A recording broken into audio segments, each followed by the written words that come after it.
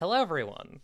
Welcome to the first episode of the seven-part Pact preview actual play. Playing J Dragon's Work in Progress, amazing multi-part wizard game, seven-part Pact. Um, I'm Darling Demon Eclipse. You're currently looking at art from Wendy Ripston, who is going to introduce themselves later. Uh, yeah, uh, we're just gonna go down the order, and everybody, please give your name, pronouns, and a little bit about yourself, and then maybe just a beat about your wizard. Just their pact title and maybe name and a bit about them. Starting with Vega, with Ira. Hello, I am Ira Prince. I use it pronouns. I'm an illustrator and narrative artist and tabletop dev. I did Eyes on the Prize. And today I'm going to be playing Vega Mazerat, the necromancer, who is a wet man.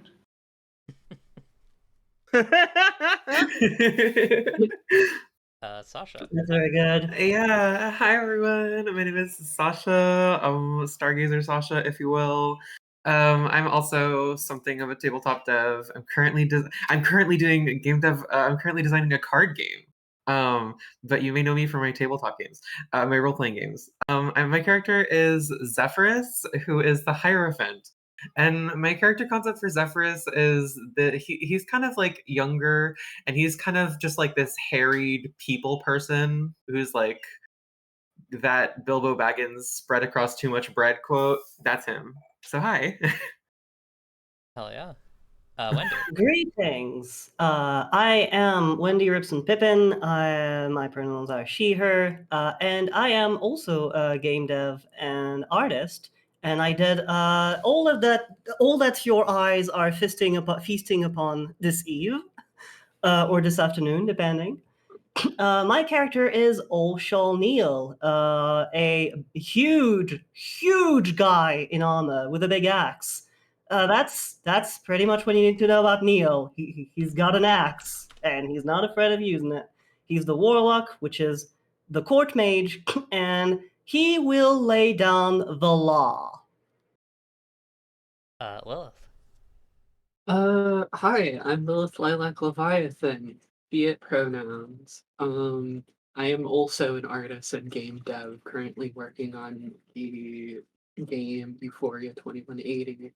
I will be playing the Mariner, Dennis, who is a wet, soggy man, but for very different reasons than anyone else.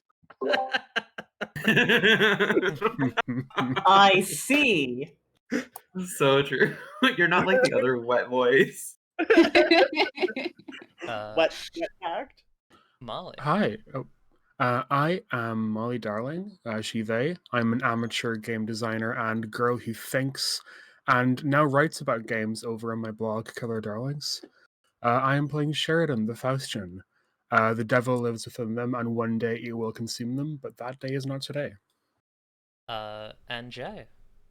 Hi, I'm Jay. I don't often use pronouns, but not always, or not never. I made this damn cantankerous machine of a game. You might know me from other games I've made, such as Esoteric, Sleepaway, or the upcoming Possum's Essentials. And I'm playing Orm the Old, who is a very, very old wizard. I think the oldest in the Pact, who is the librarian and has so fully integrated himself with the library that he no longer is consciously aware of the division between himself and the books that surround him. Good. And I'm Eclipse, she, they. You know me from this stream, and also my Kickstarter zine Biotraffication and my what if Dragon's Dogma had gay sex, Sapphic World, and I am playing Sleepyhead, who is a very tired little wizard who killed his dad and is now deep in the dream realm, deep in the fucking machinations, casting spells and just trying to get some rest, and also uh, lives in a little shoe in his dreams. He's a happy, little guy, but also very sad. Yeah, so kind of to give you all a sense of like where we are in terms of this. We have done a session of 7-part Pact. We did not stream that because we wanted to make sure that everything worked well for this group, and turns out it did. And we were just about to do the wizard mood, where all of our wizards meet. So I'm going to read the introduction to that. Let me apologies, there are a lot of moving parts here, so there may be some there may be some dead air occasionally. Okay. This is a game about leisure and about checking lots of documents to make sure you know what's going on. And so there will be both moments in this game where everyone has to go, hold on, let me go look in my book, and there will also be moments in this game where we spend about 20 minutes debating like the particular way a verb is declined or a verb is conjugated. So like, hope you're ready for that. I don't want to give a warning. I don't want to give a warning for this game that sounds too much like a fucking like do not disturb sign. But I will say this game is very weird and wacky and wet and wild. So be ready for people to have to look things up in their books. We're not going to be the smooth edited D20 Dimension 20 experience. Yeah, imagine we all each have like not depicted a giant fucking tome in front of us, and we're sifting through the pages. Not depicted, but we do. It's present. I think Wizard a more verisimilitude. charitable. I think a more charitable introduction is this concept. It's just that meme of two Greek philosophers walking down the agora, but also there's just like stacks of tomes around them, and that's about the experience we've had so far. Yeah, I have so many documents open that my laptop is lagging, so Oh my god. Okay.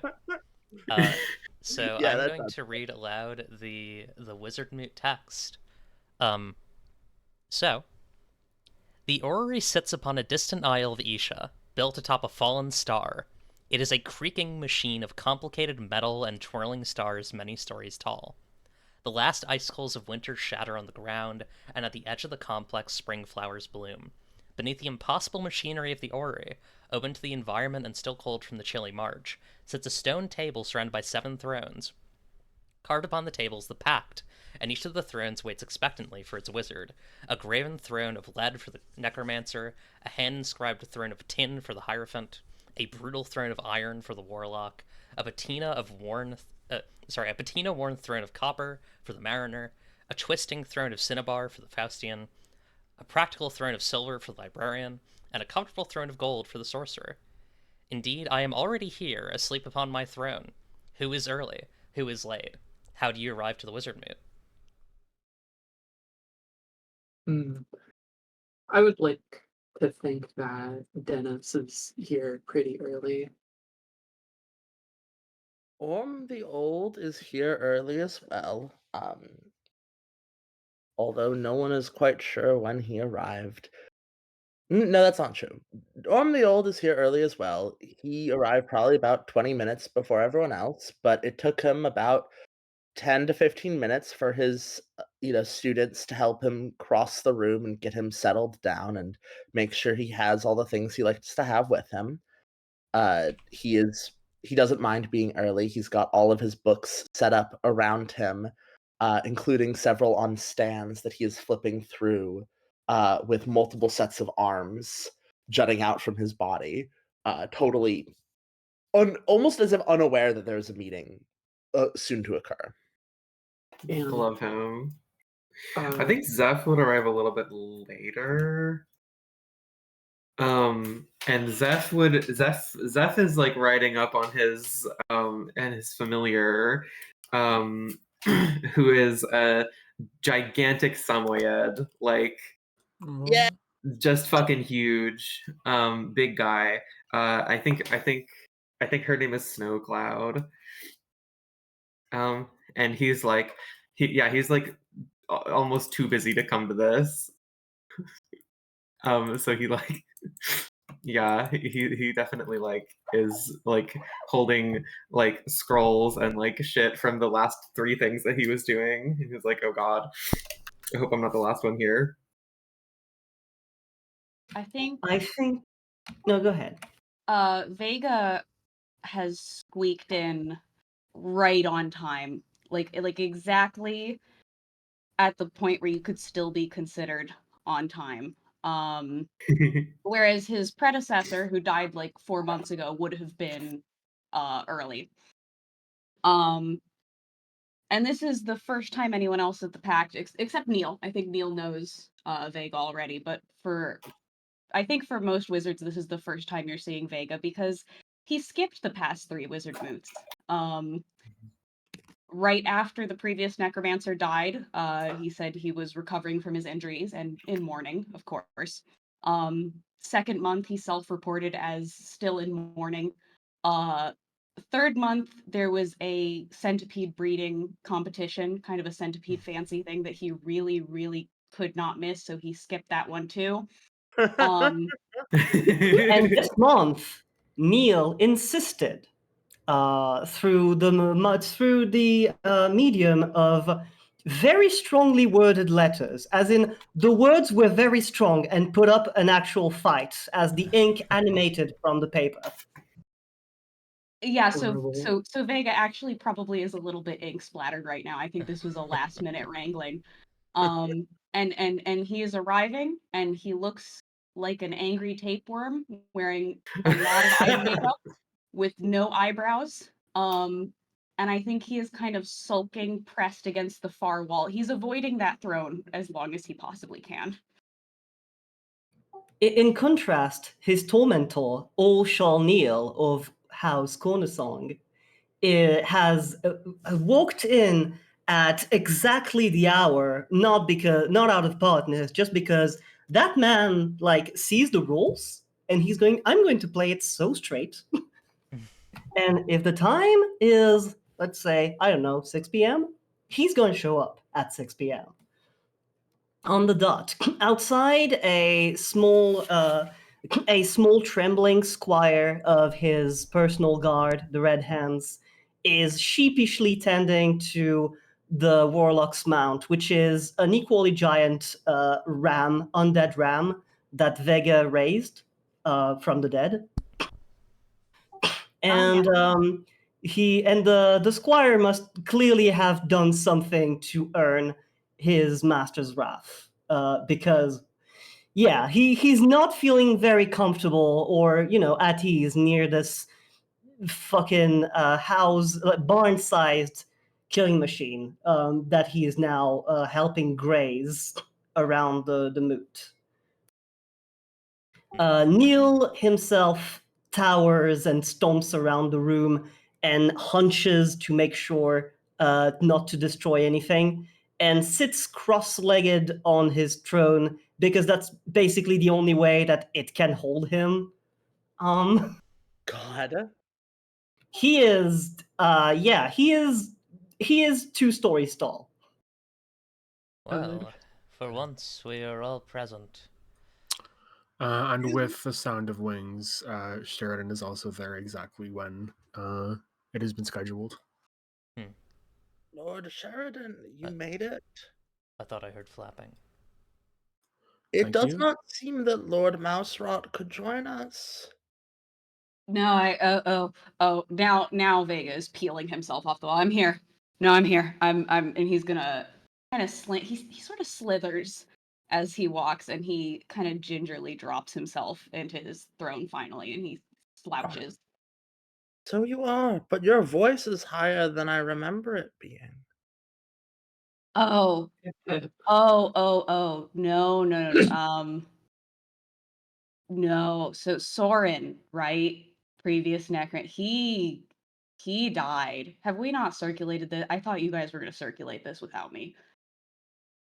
Oh, No, that is this is why I attended that funeral back in the winter times. Yeah, that was him. I did think he may come back, though. Shame. I had no such concerns. He's struck me as a responsible fellow who wouldn't shirk his duties to return to life. Hmm. Well, if he did, it would seem that our brother here has made quite the effort to make sure that does not happen, didn't it? Yeah, no, he's at the eighth gate as he's supposed to be. Good. And as I will be one day. Hopefully not too soon. Mm-hmm. You're any good at your job, it'll be a while. But if you're. I have met some necromancers in my time who made quick work for running for that gate, we shall say. I'm Yes. gonna endeavor to stay out here. Well, Sleepyhead's kind of going to adjust himself on his pile of pile of pillows and blankets that he's stacked onto his throne. Um, I call to order the first wizard moot of uh, the presence of this new necromancer, and well, I suppose we will get right into business. Um, Necromancer, what occurs in your domain? Um, Vega, whose dead sister was kidnapped last month, says nothing. Quiet, it's looking good. Traversing the gates. Had plenty of training doing that, so it's all great. It's good. Hmm. Glad to hear. Hierophant? Altogether too much, I should say. Mercury is in Gemini, and you know what that means. Nothing but weddings and the like. Hmm. Nothing too important. Just my normal fare. But yes, altogether too much of it. Well, remember, Hierophant, Zephyrus, if you require aid of other wizards, well, such things can be discussed. Zephyrus looks around. He absolutely does not trust anyone else to do his job. Form the old making expression that I think could be best described as like very condescending, and it's like, indeed, if any of you young wizards find yourselves unable to take care of the basic responsibilities of your domain, indeed, perhaps I may spare some of my age and time to assist you. Oh my Indeed, god. some of our Orm skill is such a sets seem cunt. to be bending crooked words like witless worms. Wait, can we swear on here? Yeah, you can. Okay. I'm fuck. not offering any such help. You kiddos are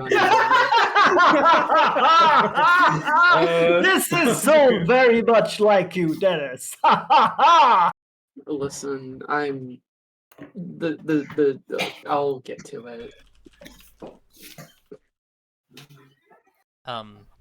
Well, if that's taken care of, the warlock.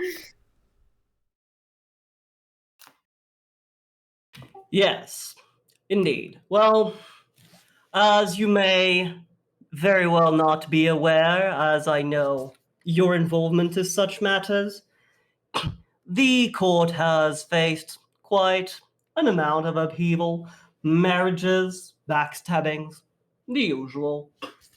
I have been making sure to keep a lid on this. There is nothing to worry about at the moment. However, should you all have, let us say, some working hands you would like to get rid of, please send them my way, for I have a little project that could use some idle workers. Oh god. I see. One at The the palace is understaffed because there was a bunch of firings, because the king's brother is a paranoid fuckwit. It happens. This will happen. Mariner.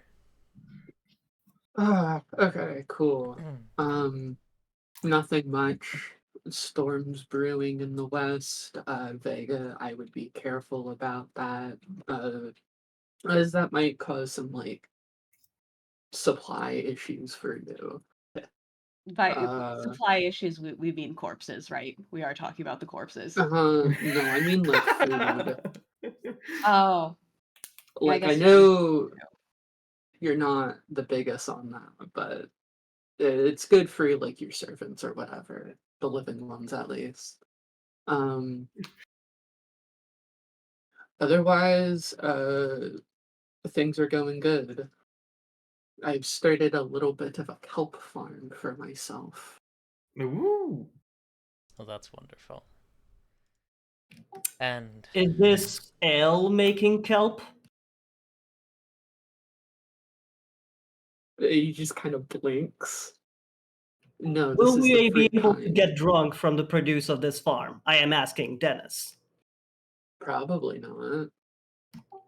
Very well. I suppose I shall take this matter into my own hands then. If you insist. Faustian, how goes the dance?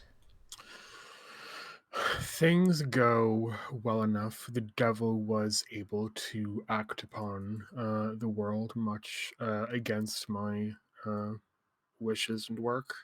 There has been within the Treacherous Strait a new gang of thieves that I believe have taken to a home base on the top of a giant otter and have been working and thieving across some of the isles. Hmm. Oh, Well, is that what that is? Hmm.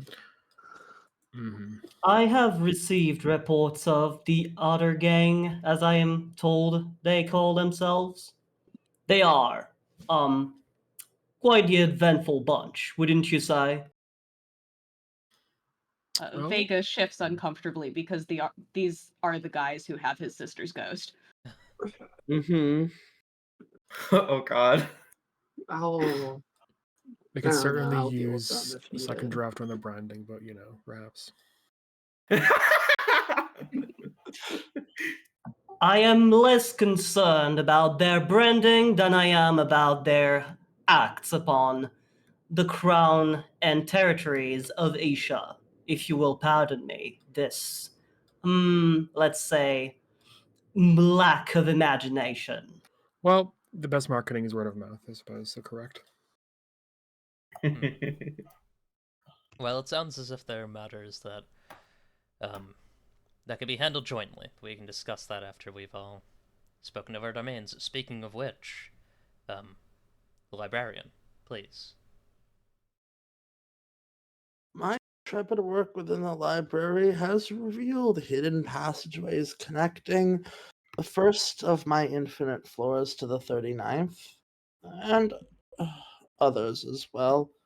The library is sturdy, nothing to report on. Magic is as it always has been and always will be. And on my end, there are machinations that twirl within the realm of dreams, but nothing concrete. If there is aught that concerns you all, I will let you know. Are there any other Thumbs up. matters of business we'd like to discuss? Would this be the moment we discuss potential joint efforts against the Otter Gang? If you suppose. I'm not Do thieves opposed. require such work as to mobilize the Pact? Yeah, Have I they think can't we noticed just they don't really seem to be doing anything. We can just let that go. Aren't we busy enough in our own domains? It's a lot of effort Seconded. for If anything, I otters. believe they have been acting specifically upon the Temple Notora might fall within the domain of the Hierophant, but Oh, so then it's Lord Zephyrus's problem. The indeed. librarian looks relieved, having figured out whose problem it is, and will now no longer think of it again. Well, I guess this is a good time as any to offer my help, Zach. If you need help wrangling the otters that are at sea, What has led to I this had change of a heart, Dennis? I will ask. gonna be honest, I just big otters. I want to see those. Those sound awesome. That is quite fair. Cute. Well, Sleepyhead, Sleepyhead's tongue lolls out, and he like rolls with his hand some lint off of it. Um, well, it seems that Hierophant, the mariner, has offered help if you so require it. Offers me help. Yes, I believe so. Yeah, I'm with the sorry, I wasn't otters. aware that was my responsibility to handle, good sir. Hmm. Can we can we talk about that? Well, it is of the common people. At least the librarian determined that it was your responsibility. I determined nothing. It seemed we were all quite happy with it being Lord Zephyrus's problem, and most importantly, not mine. Well, I would, in that case, somewhat begrudgingly extend my hand to Master Dennis. I clearly somewhat uncomfortable. Don't worry. Worst case scenarios, those thieves join one of my crews. They'll be taken care of. Don't worry. Working with thieves. No, Alright. we have dealt with thieves and miscreants and other unimportant things. May I return to my studies? Yes. This moot is adjourned. Don't let anything too bad happen. We're so cranky. Wow, why we hate Angle each of, like, the other. show, we're all so cranky. This is the pointing fingers like fucking convention. It's really Like, who can point fingers too hard? This is worse than a Spider-Man convention. Okay. Well. Let's see. So. Oh, if I may address a question that flies from the scroll of chattering, the answer to the question by Give Mead is yes. Yeah, they are stupid. Yeah, they are Yeah, stupid. they're Um, stupid. What was the question? Oh, why don't the it's a meme it's a meme that's a popular that's why don't in this case why don't the wizards help each other, are they stupid? And it's a So true. So I've seen true. that a lot in the context of chess. That's like why doesn't Magnus Carlsen simply eat all the pieces? Is he stupid? Why doesn't Antoni Karpov? Okay. Yeah. So. Do we want to is it time for the new month? Yeah, the moon shifts. Make sure all your tokens are back in your little cubby. Yay! And the orrery is adjusted. Everything moves forward one full length. I actually does someone else want to adjust the orrery, or shall I? I can do it unless someone else. Go ahead. Cool. I will. I got this one. I've been doing And this one. this is where we see if my bullshit has worked. Yeah. Oh, me. This is also where we see if my bullshit has worked. The planets move. For those, do we want to give maybe a brief summary as well of what the setting conceit of 7-Part Pact is? Because I do Yeah. realize that. Yeah, let's do that. This one's a little short. I would invite you to do that because you know that Yeah. better than I would. Cool. But Absolutely. 7-Part Pact is a game about the 7 most powerful wizards in all of this fantasy world, Isha. Each one of us rules over a different domain, whose domains will become very clear as we play. We are all upholders of a antiquated patriarchal regime that is the Pact. We are all men. Although all of our wizards are men, although we're probably not necessarily happy about it.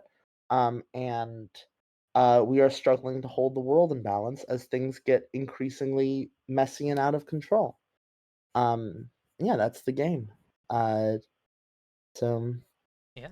the position of the stars into the next month has adjusted. Is now the month of May, the second month of spring. Yeah, so what's going to happen is all of us are now going to look at our separate domains Oh, and no. determine what this does to our realms, what this does to us. So What does this mean to the Shroud playing population? We are playing 7 different board games, and we each have to check up on our board game and figure out what's going on in it. yes, so as a reminder for everybody, it'll be your watching the stars section in your domain, and it'll give you a guide of what the orrery's movements do for you. I like to think of this game as like a tower defense role-playing game. Oh, absolutely. Especially yours. Your domain and the Necromancer's domain is so tower defense coded. It's very Yeah, Really very incredibly real. so. Yeah. I've compared yours, I think, to Whack-A-Mole before. Me, yeah, Yeah. utterly and completely. Mm-hmm.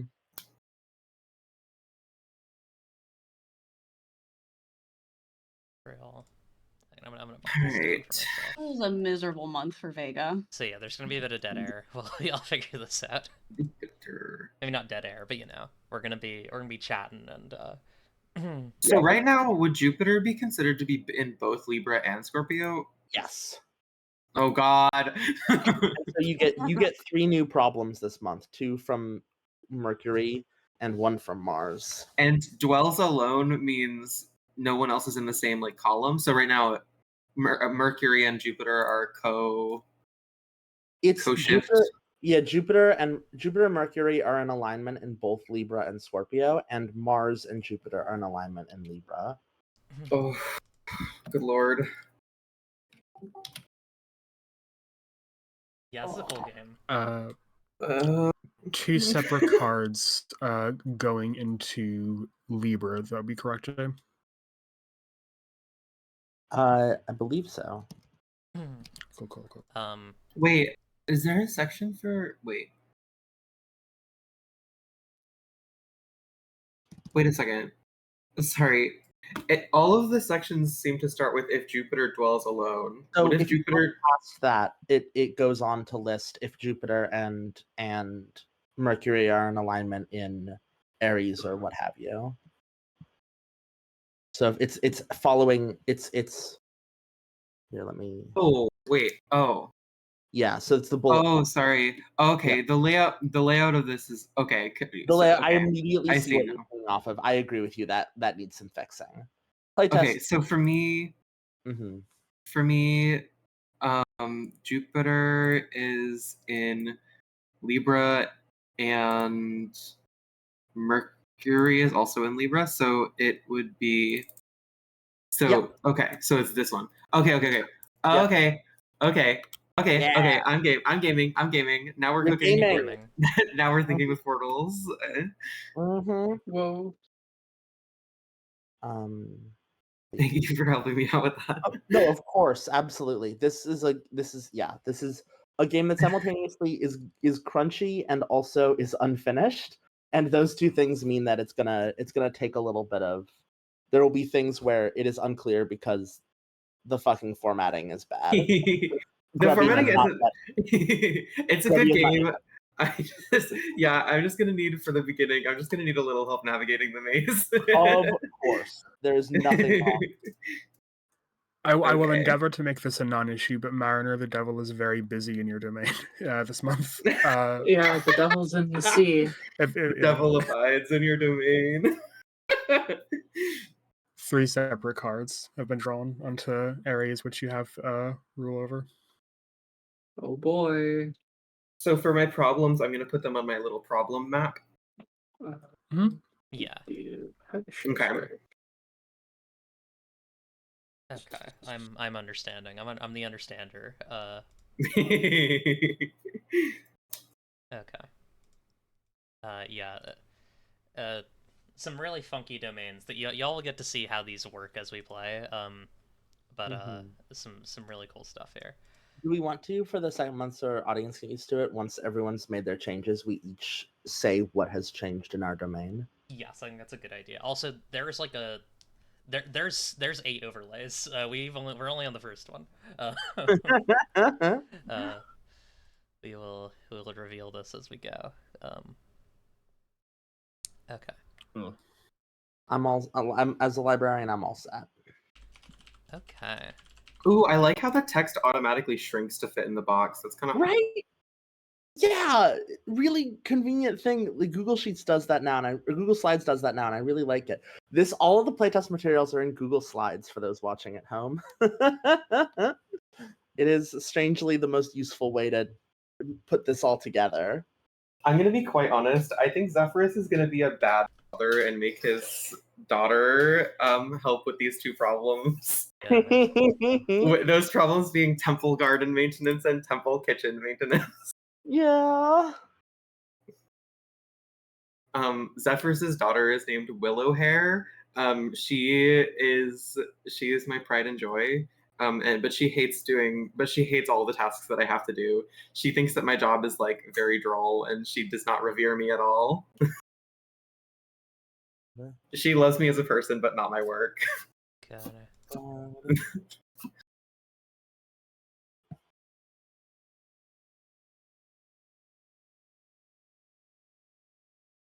Librarian. Jade, this game is.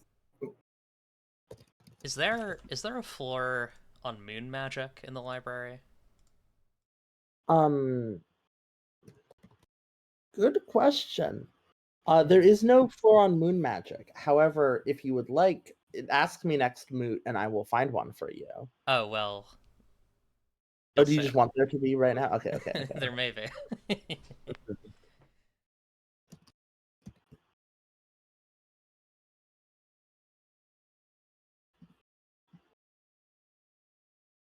Okay, I have done all my stuff. My visions. I think I've done all my stuff. I have done all my stuff. Is there any? Done all my stuff. I just want to like quickly double check that I've done everything. So I've looked at Jupiter. You should also have Jupiter and Mars are both in Libra, and so you should have the Mars is in Libra problem as well. Oh god. Oh shit, you're right. Okay, even though they're not like intersecting, even though the little they're slices. in the same house. Yeah. Okay, so I also get a Libra Mars in Libra. I should be all good. Surprisingly, all my stuff was really simple because only Saturn's in the season. Yippee! I am. Well, this is a second rank problem. Sorry. What's up, babe? Scary problem. Oh, I'm just saying I'm good.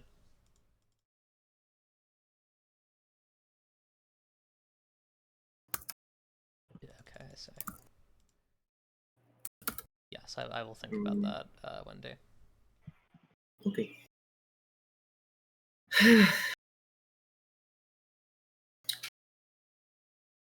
And I am done. Great. Okay. Is there anyone who's not done? I'm done. Okay, it sounds like we're good to go. So we're gonna go in order. Just kind of talking about what has changed in our domain. Oh crap! Hang on, I messed up again. Yeah, it's gonna take me a while to get used to which of these overlays I need, which of these resources I need to move, but we'll get used to it. So starting with Vega the Necromancer. If you'd like to tell us a bit about what has changed in your domain this. Yes. So because Saturn is in alignment with the sun this month, one of my foes, one of the foes of death, who are constantly trying to get out of these gates, has obtained secret help from an unknown power, and I had to choose the foe I fear most and move them immediately to a near gate. So for Vega, that's King Morog. who is the foe who killed his mentor, his predecessor, not very long ago. This was recent, so he is now an immediate problem for Vega. Awesome. Next is the Hierophant. Hang on, I need to also put that here.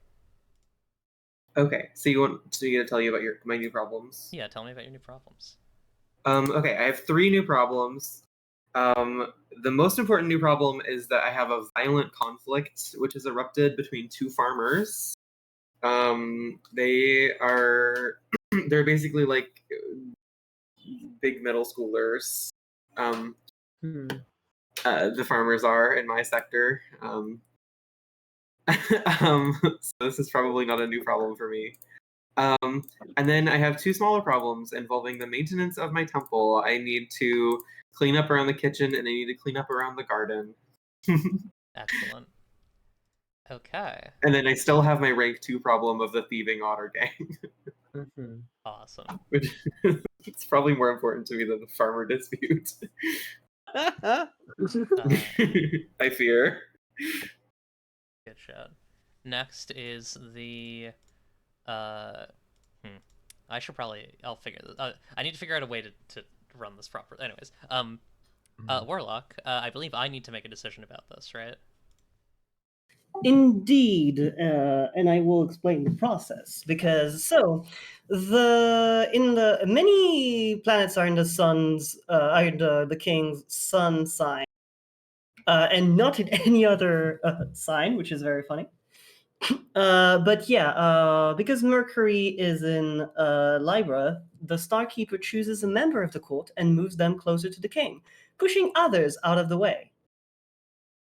Yeah, the one that I see immediately that's interesting to me is the eldest daughter stealing the spot of the steward and pushing the steward towards confidant.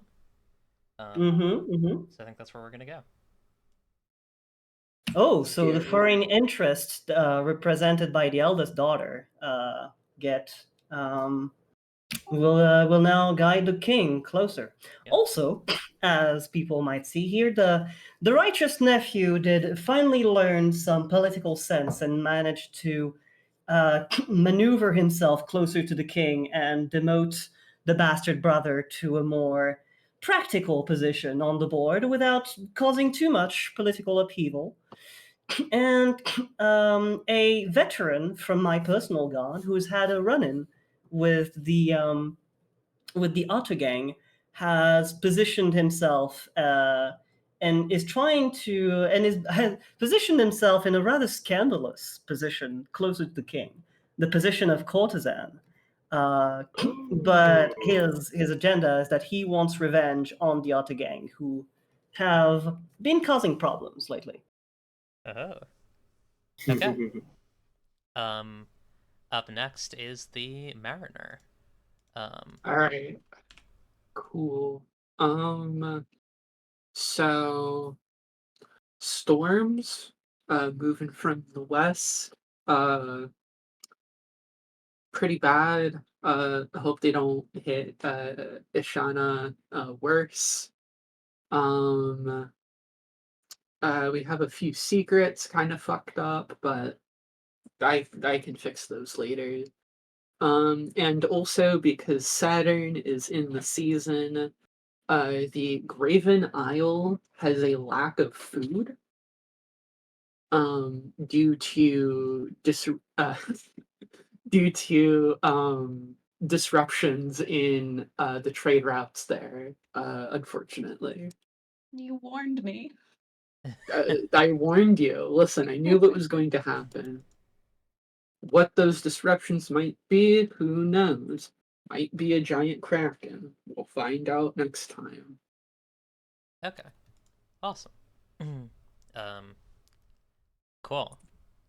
Yeah, we're really in Weatherman hours. I love it. Listen, I love Dennis the Weatherman. Of design, happy little accident of game design. Listen, we're I love him. Okay, up next is the Faustian. Yes. Every month, the devil acts upon the many communities of Isha. placing cards from his deck in them to demonstrate his influence. And this month, as we can see, he is acting among the King's soldiers and the Nereids and Kelpies, and also 2 separate cards in the Fishermen and the Sailors. So, as we see, and as mentioned, Mariner, the devil's been busy. Yeah. Interesting. Uh-oh. Scary, even. Okay. And the librarian, Orm the Old. The only thing which has occurred is the 12th floor. Wait, is that right? No, sorry, the 24th floor, which is the floor on music. What is this? Music, musical instruments, and instrumental diagrams has been overtaken by sentient musical instruments. But and Whoa. is will be destroyed. However, I'm gonna I will. Part of my librarian duties are to deal with that, so it's all good. And last is me, the sorcerer. Of course, my domain occurs entirely within my dreams, and inflicts strange happenings upon the rest of the pact. So first of all, Mariner, this Yeah. month there are pilgrims who would like to speak with you. Oh. Yes, it's probably a good idea for you to tend to them. Yeah. What I oftentimes like to do is put a little like a little colored, a little yellow diamond on the mariner sheet as a spot for the mariner to spend time with them That at. is a wonderful idea. Mhm. Let me do that really quick. Little yellow diamond. There we go. Okay. That's not my yellow. That's closer. Yeah, there. Okay. Next is the necromancer. Mhm. Your hang on, let me the way that I decided to do this is a little weird. Let me just do it this way. Okay. Oh wait, hang on, that's not gonna work. Okay, here. Your Soren Mouse Rod is tapped basically. You'll have to go to them to get them to do their job again. Okey-doke. He is tired and sleepy. In when I played Necromancer, I turned tapped ones 90 degrees. It's up to you how you want to do that. Mhm. All right. Ah, yes, Magic the Gathering. I am familiar. Yes. I'm literally sorting my magic cards right now. Awesome. It helps me focus. And librarian, a new floor of the library has been found on Moon Magic. Ooh, Very very exciting. Very normal and good. is it for? Is it going to be for one, or do you want to stick it into one of my floors that are otherwise empty? I will say I will say whichever floor you like. You can I will make it your prerogative. So there is the floor that while all these the floor 38, while all these books are connected, the original thematic overlap has been misplaced. I will change that to being a floor about moon magic, Hell yeah. lunar charts and such. Cool. Love it. Okay. And then we return temporarily to the orrery. And oh, I see what I did. Okay. Return temporarily to the orrery as we decide we enter the planning phase where we place tokens. Oh, hang on. That's interesting. I'll have to figure out a way to do that. Where we place tokens and stars. So basically, each of us have 4 tokens that we're going to place in our domain, on the orrery to move parts of it, on the wizard moot, on other people's domains if we agreed to help them with matters, and then afterwards we are going to go over what those are, and we also each have a star which we can place to do a scene. Now you can cast spells in scenes, and there is a massive fucking grimoire of spells in this game. Oh. So yeah, we'll begin that. just simply placing down our tokens. Make sure you have 4. Don't forget to come to the wizard moot.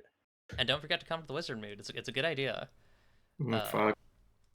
If you didn't say you're not going to be there, then you probably want to be there. Real. Yeah. Oh God. I gotta remember what I can even do. It's like sorcerer is so funny, but it's really so fun. many things. Can Yeah. I mean, place a mhm. token on someone else's domain if I'm coming to go do something over there, even if I haven't discussed it with anyone? Yes, you can Okay. freely run around other people's domains. It's just like if you infringe upon their domain, they're well within their rights to sue you at Wizard Court. Okay. I'm good with that. Oh my god, game mechanics. Jay, I love this game. This game is so awesome. Yes. Here we go. Okay. Definitely don't look at the punishments for violations. By the way, they're normal. Don't worry They're about not it. scary at all. Yeah. Oh, the way you were talking about it, I got the feeling you were a little horny about it.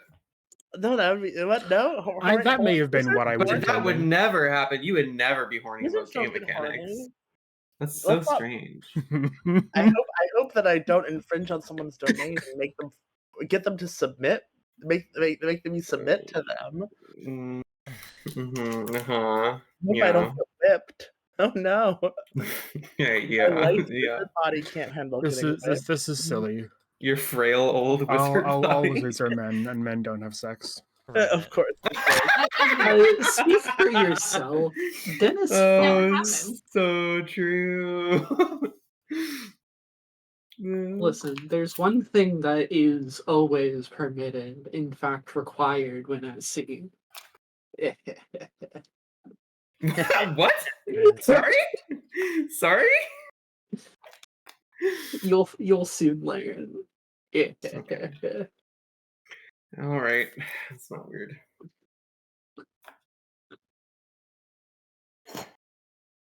Yeah. Begrudgingly, I will accept your help with the otter gang. Thanks for offering. I guess. I have too many. I already have too many problems. So I have to do 2. Oh no, I still only need 1 token for rank 2 problems. Yeah. Actually, well. So what else can we do with our tokens besides addressing problems? You can get +1 circle from spending time with a companion. You can spend it on your domain or your isle or any of the lore deeper into the back of your wizard codex. Or you can oh god, you can work on treasures and other patiently casted things in the grimoire. I think there's other things too, like random game mechanics that you can spend time on. And we get 4 tokens and a star. Yes. Okay. Okay. Follow-up question. Yes. What does it mean to spend a token to spend time with my companion? That will if it's just the token, you get +1 to the circle of care that your companion provides for. So if your companion takes care of your daily life, you get +1 earth for the rest of the month. And if you make that like a scene, you could ask a favor of them, and if they're able to do it, they will. You've got more rules on that in your section on the companions, Hierophant, because you have the rules for companions broadly, and part of that includes like how to get them to do favors for you. Okay. Where do I find that companion? That will be in your codex. Developing your companion? No. I think it's part 4, I think. Spread things Part out 4, better. part 4 under Companions of the Wizards. Oh. Yeah. Okay.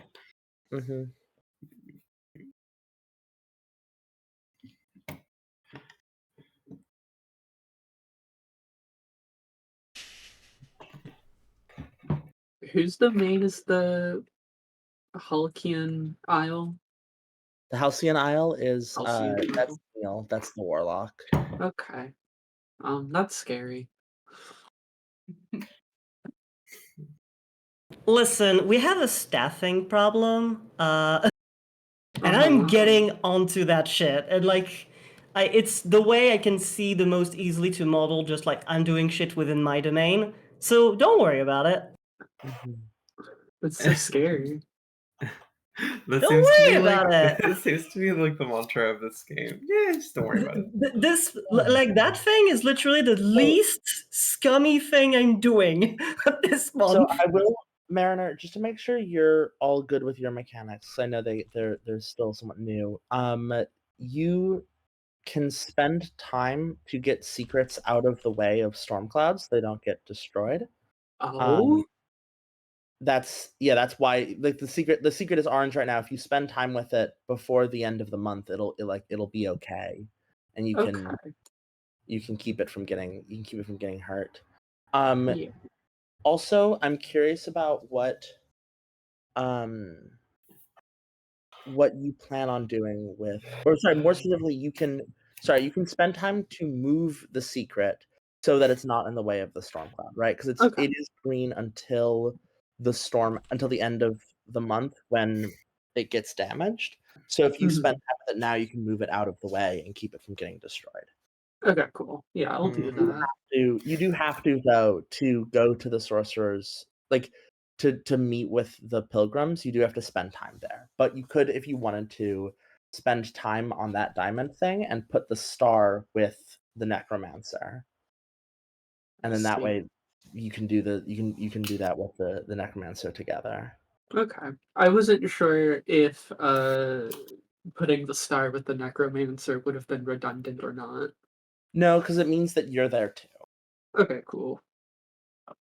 Lilith, I went ahead and took. I know you put your little token on my bar. I went ahead and moved it to my section. Yeah, that's good. Okay, Mhm. I just wanted to let you know that I did that. No problem. Wizard laugh.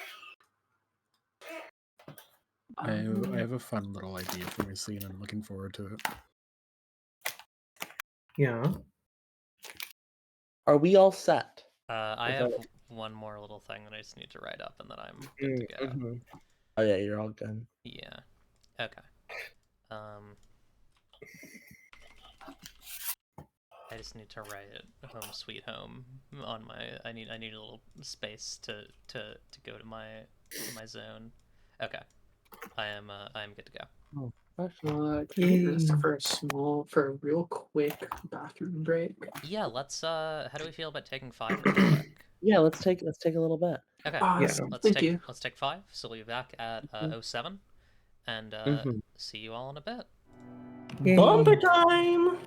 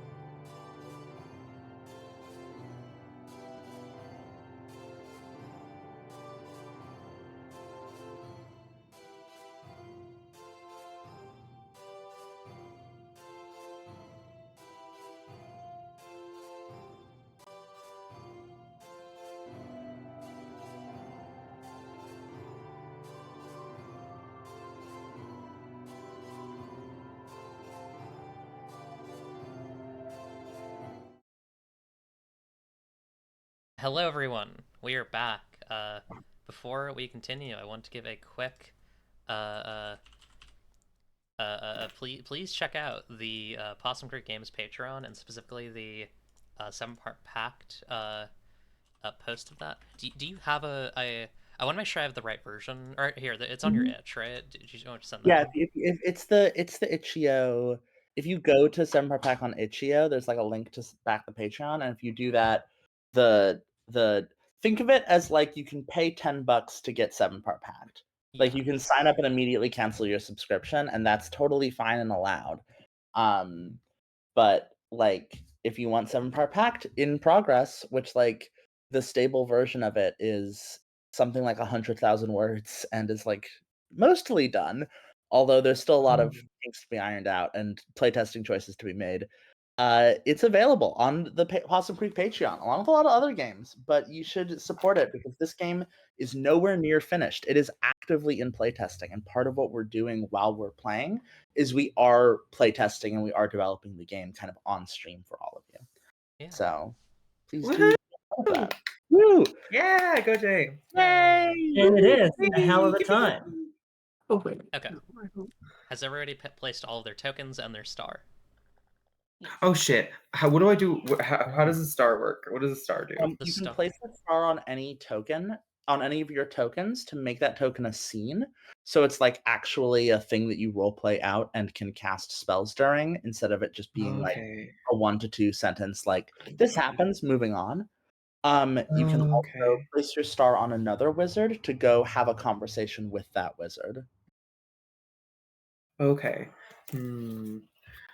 Okay, so decide which of the things I want to be a scene. That's a really cool mechanic. Thank you. It's my idea of it is like spotlighting as a concept, like having it be like everyone gets a little spotlight, they get to shine somewhere on each month. Yeah. I'm gonna be the slice of life wizard and make my scene the temple garden / temple kitchen maintenance. You do have to keep your token with it. But Oh, yes. so put the star and a token. Yeah. It does not replace the token. It just hangs out with it. Okay, and you get 4 total tokens. And you have to spend a token on the meeting. You do have to spend a token on the wizard move. Yeah, if you want to go to that. Okay, awesome. Done. I'm done. Yeah.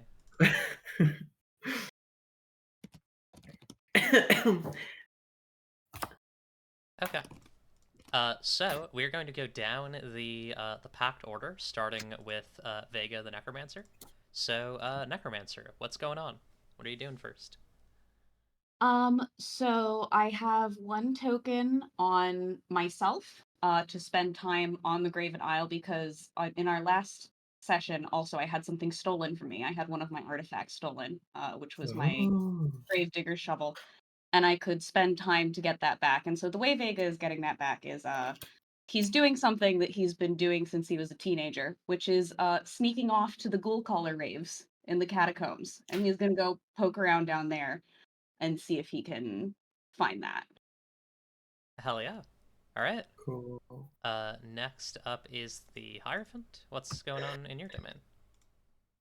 So in this section, do I only talk about the one that I have a star? You take back 1 token and describe, like in 1 to 2 sentences, how you do that token action. So like, wait, if you what wanna... do you mean take back? So like, for example, what Vega just did was Vega took the token that was on, took back the token that was on getting the shovel back, and was like, I went to the ghoul caller raves and went and got it back, and that was the description, and taking the token and putting it back in the cubby with all the other where you get your tokens from. Oh, okay. Mm-hmm. Ooh.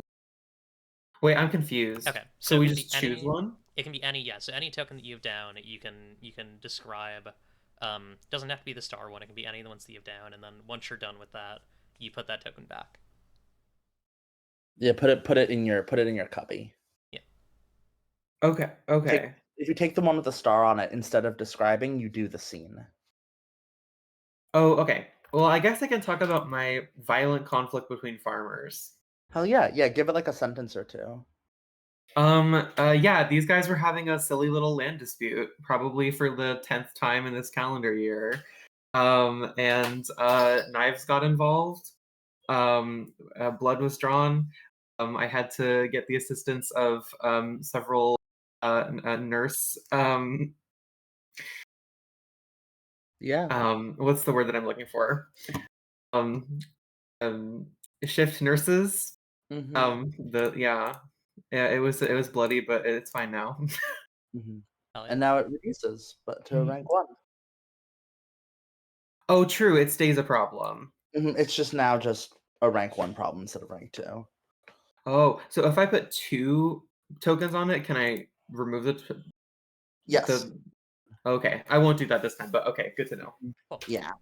Okay, thank you. Thanks for explaining. Yeah, Alrighty. of course. Absolutely. Next is Warlock. What is Neil up to? Old Neil will maneuver his new pawn into place by pushing up the red hand veteran to the status of consort. Cool. Cool. Or to the love of the king, and as a result, just like send a good old tumbling of positions in order to make the ambassador be regarded as a traitor, in order to like separate the eldest daughter from her base of power, which is the foreign power to which she is married, and just make sure she's not too powerful. Cool. So what happens, right, is the red hand veteran becomes his love, and so his queen becomes his confidant, and so his steward becomes known as, what is that, a liar, and so the ambassador becomes a traitor. So you create kind of this ripple effect of opinions. Whoa. Love the dominoes. It's one of my Yeah, favorite mini games. It's just Mhm. maneuvering. And yeah, that's what we're doing today. We're making sure that the king is surrounded by people who are trustworthy to Neil and also just not too powerful. Good. All right. Mariner. What is Dennis up to? Dennis. I'm gonna be spending some time in the old ruins of Isha to move my secret there. Excellent. Out of the way of the storm. Cool. Next is the Faustian. What's going on in the Faustian's domain? This week, starting off, I'm spending some time among the king's soldiers, disguising myself and making sure to root out any devil worship or influence there. Okay. Cool. And next, the librarian, Orm the Old. Oh, there we go. I am traveling to the 24th floor of my library, not to research, but instead to change what the subject of that floor is, to curtail the influence of the sentient musical instruments by incorporating them into the definition of the floor. And so the floor of the library now is music, musical instruments, sheet music, and the process of animating musical instruments. Good. So true. Hard at work. Yeah. And as the Ah, yes, sorcerer, political recuperation. This is such a librarian way to solve a librarian problem. yeah. I will begin with a dream delivered to the warlock. All shall kneel. The dream shows the sorcerer looking out over a a field of a million poison flowers, and the sorcerer's head turns, and he has red eyes, and then the dream ends. Oh. Yeah. Back to the necromancer. What's going on with the necromancer? I think the next one I'm gonna resolve is Vega's gonna bite the bullet and go rebuff King Morog. Vega has been raised to be the necromancer for a very young since a very young age, which means he has been terrified of King Morog since he was a little boy. But it goes without incident. He arrives and he rebuffs him as normal, like he's watched his predecessor do dozens and dozens of times. And it's fine. Okay. Good. Excellent. Nice. Next up is the Hierophant. So now we're doing the scenes. If you want to do a scene, or you can just do you can lift up another token and send that back as well. So we're just still on the same pattern. You can do a scene if you want to do your token that has a scene on it, right? This is, I think, is what Mousy is trying to understand. Yes, yeah. If you want to do that, you Yes, can. Yeah.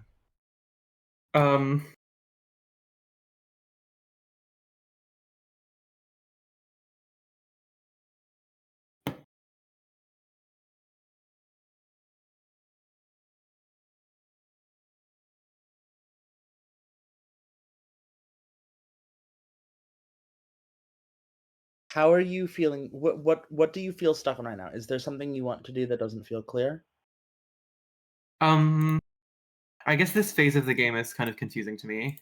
Okay. I think it's helpful if you imagine that, like, if we were playing this in person, you'd have 4 little orange discs you'd be putting on things, and we're going around in a circle, picking up one of those discs and describing what that disc just did. Have you played like a worker placement board game? Like, no. That's okay. But so, like, if you want now, you can pick up the kitchen maintenance token and describe what you do there. Oh, okay. If you want, or you can pick up the garden maintenance token with the star on it, and then we can do that scene. Okay, I'll do the kitchen maintenance scene, and we can talk about that. Yeah. Or no, actually, that one should happen after. Mm-hmm. Let's do the temple garden maintenance one, and we can do a scene. Cool, wonderful. So, Okay, so I chose this one as my scene because I kind of wanted to give Zeph some like downtime almost. And so I think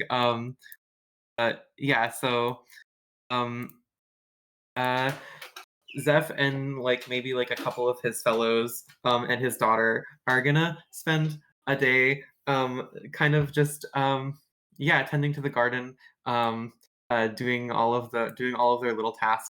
It feels nice to kind of forget about everything else for just the day. And even though we are like doing difficult work, it feels nice and grounding for them. And it's like a nice. What is Zeph's daughter like? Zeph's okay. So Zephyrus's daughter is named Willow Hair. She's probably like 9 or 10. She's very precocious. She loves to read. Although she's determined not to grow up to do what her dad does. Which is a funny thing for a girl to say of her father, who is a wizard.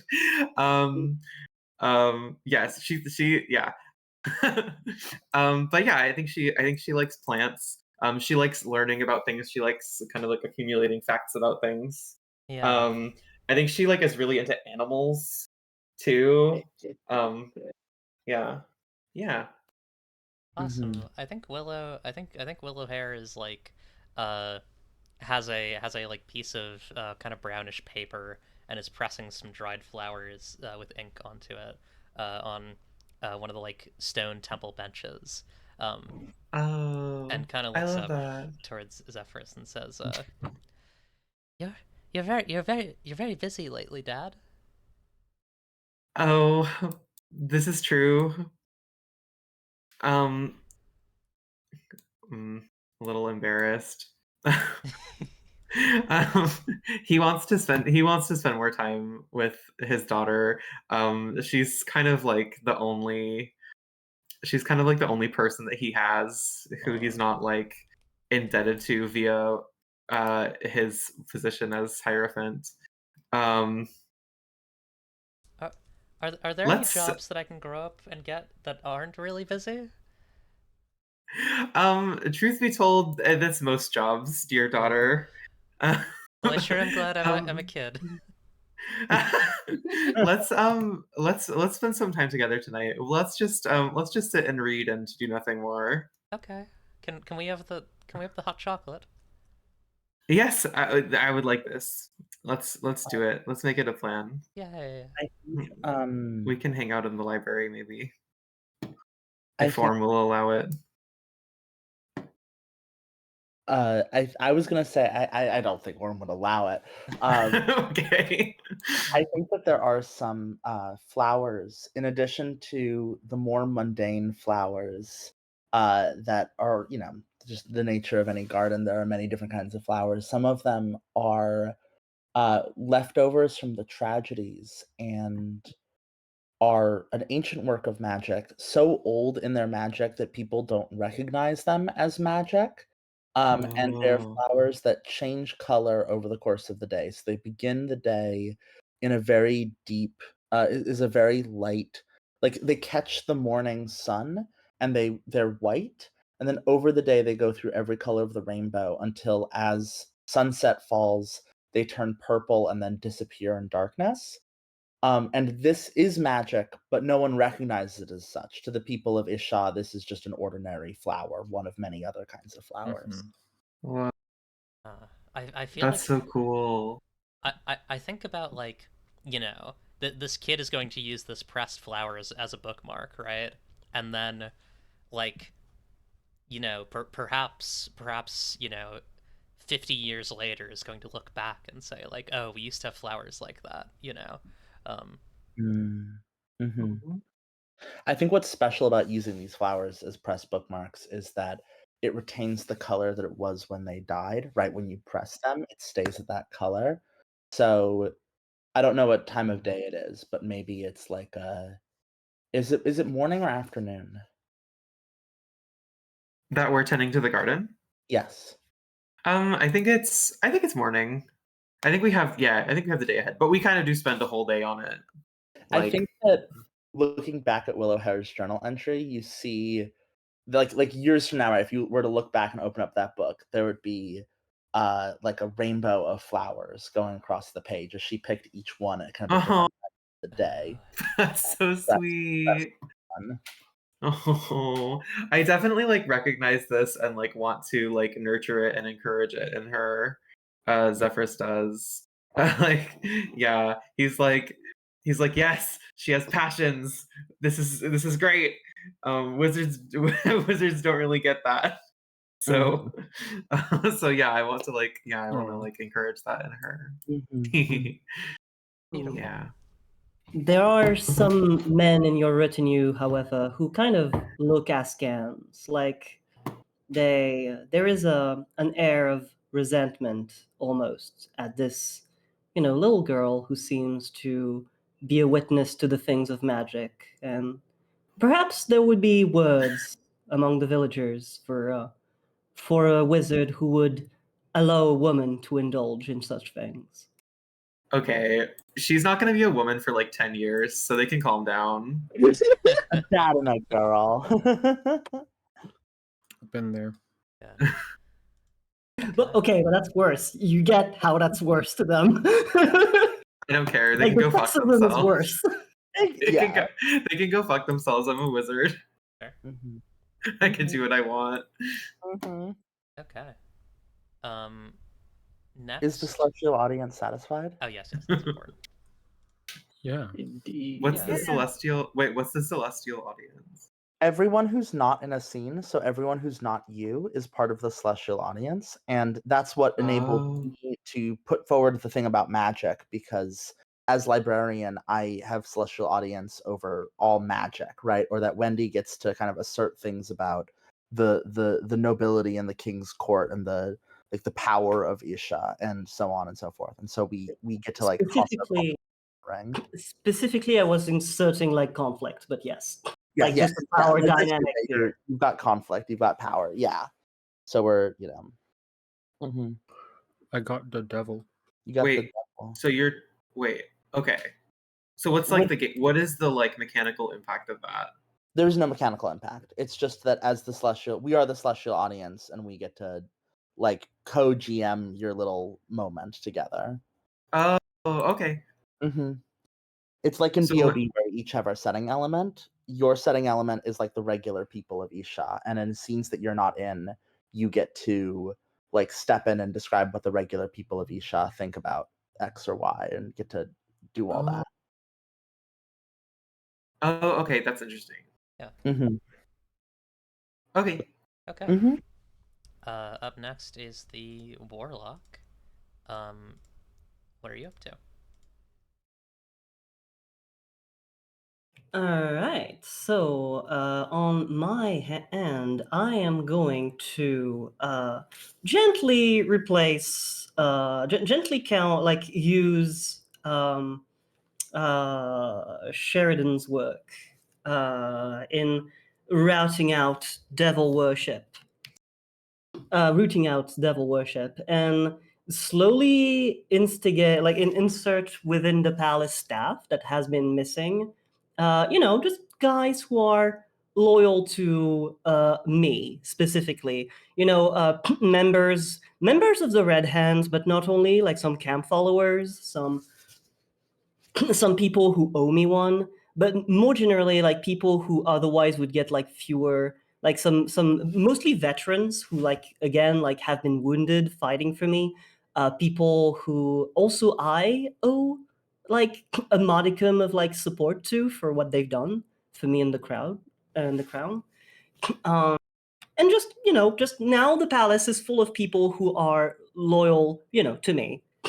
And that's how I am solving the staffing issue in order to restore the grand parties of the Halcyon Isle. Okay.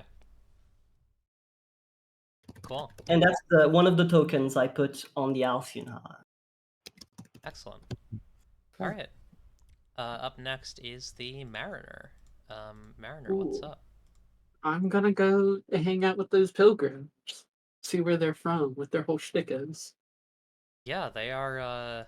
They come from all about, and they're just very curious. They've heard that there's magic in Isha, and well, they're intrigued, of course.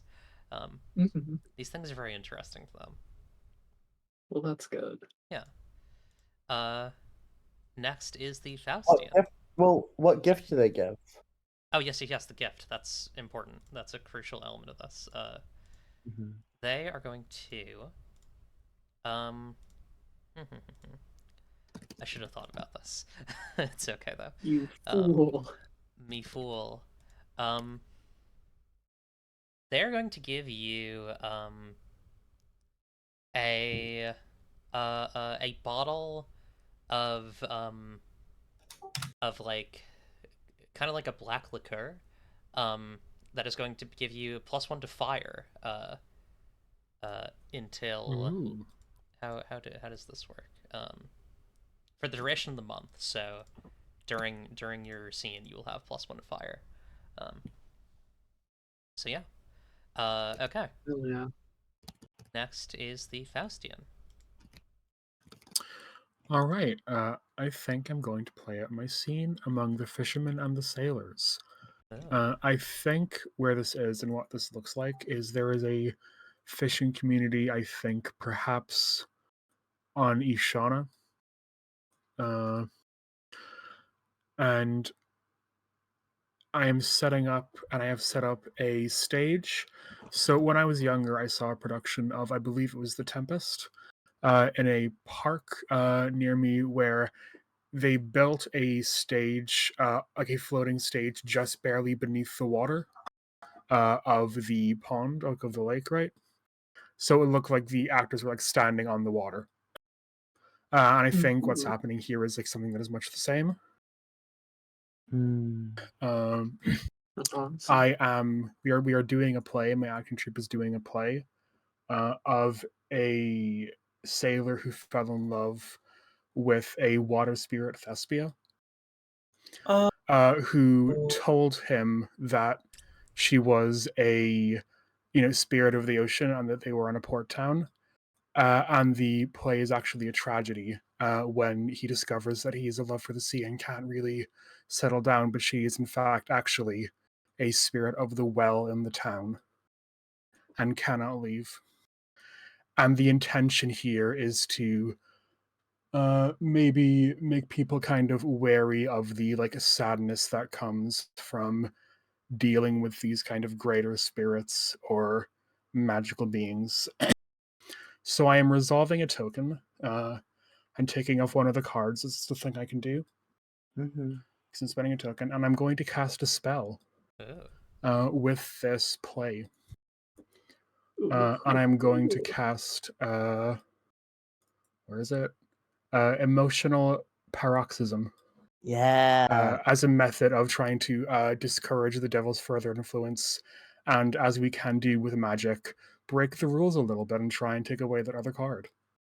Yeah. Could you explain what that is for our audience? Yes. First spell of the stream. Yeah. Emotional paroxysm. I might just read some of this out, actually. An incantation resolving the process through which the wizard may inflict upon another various sensations and feelings, which fill the recipient's minds and torments them to take action, such as love, hatred, desire, suffering, fear, and so on. So, when we cast spells in this game, we have to ask the question of what is the import and what are we consulting with first. The import for emotional paroxysm is about It's based on the greater the import, the more specific it is. So with emotional paroxysm in particular, it is personal import if you're impacting everyone's feelings a little bit, and it is of mythic import if you are full hog altering one person's feelings. And then the specific nature of the emotions appears to be where the emotions emerge from specifically. Yeah. Hi, everyone. I'm the librarian, and as librarian, hi, librarian. Yes.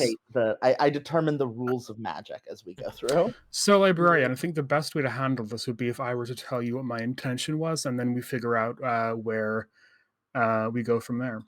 Let's do that. So, as mentioned, I think I'm trying to weave a tale of like a sadness and woe that is going to make people wary of the devil's influence and of creatures. Like that way lies sadness. So I was gonna say, yeah. So you can't make them wary. But I appreciate that. What I think this sounds like is are you trying to shape all of Isha or just kind of the communities of your magic?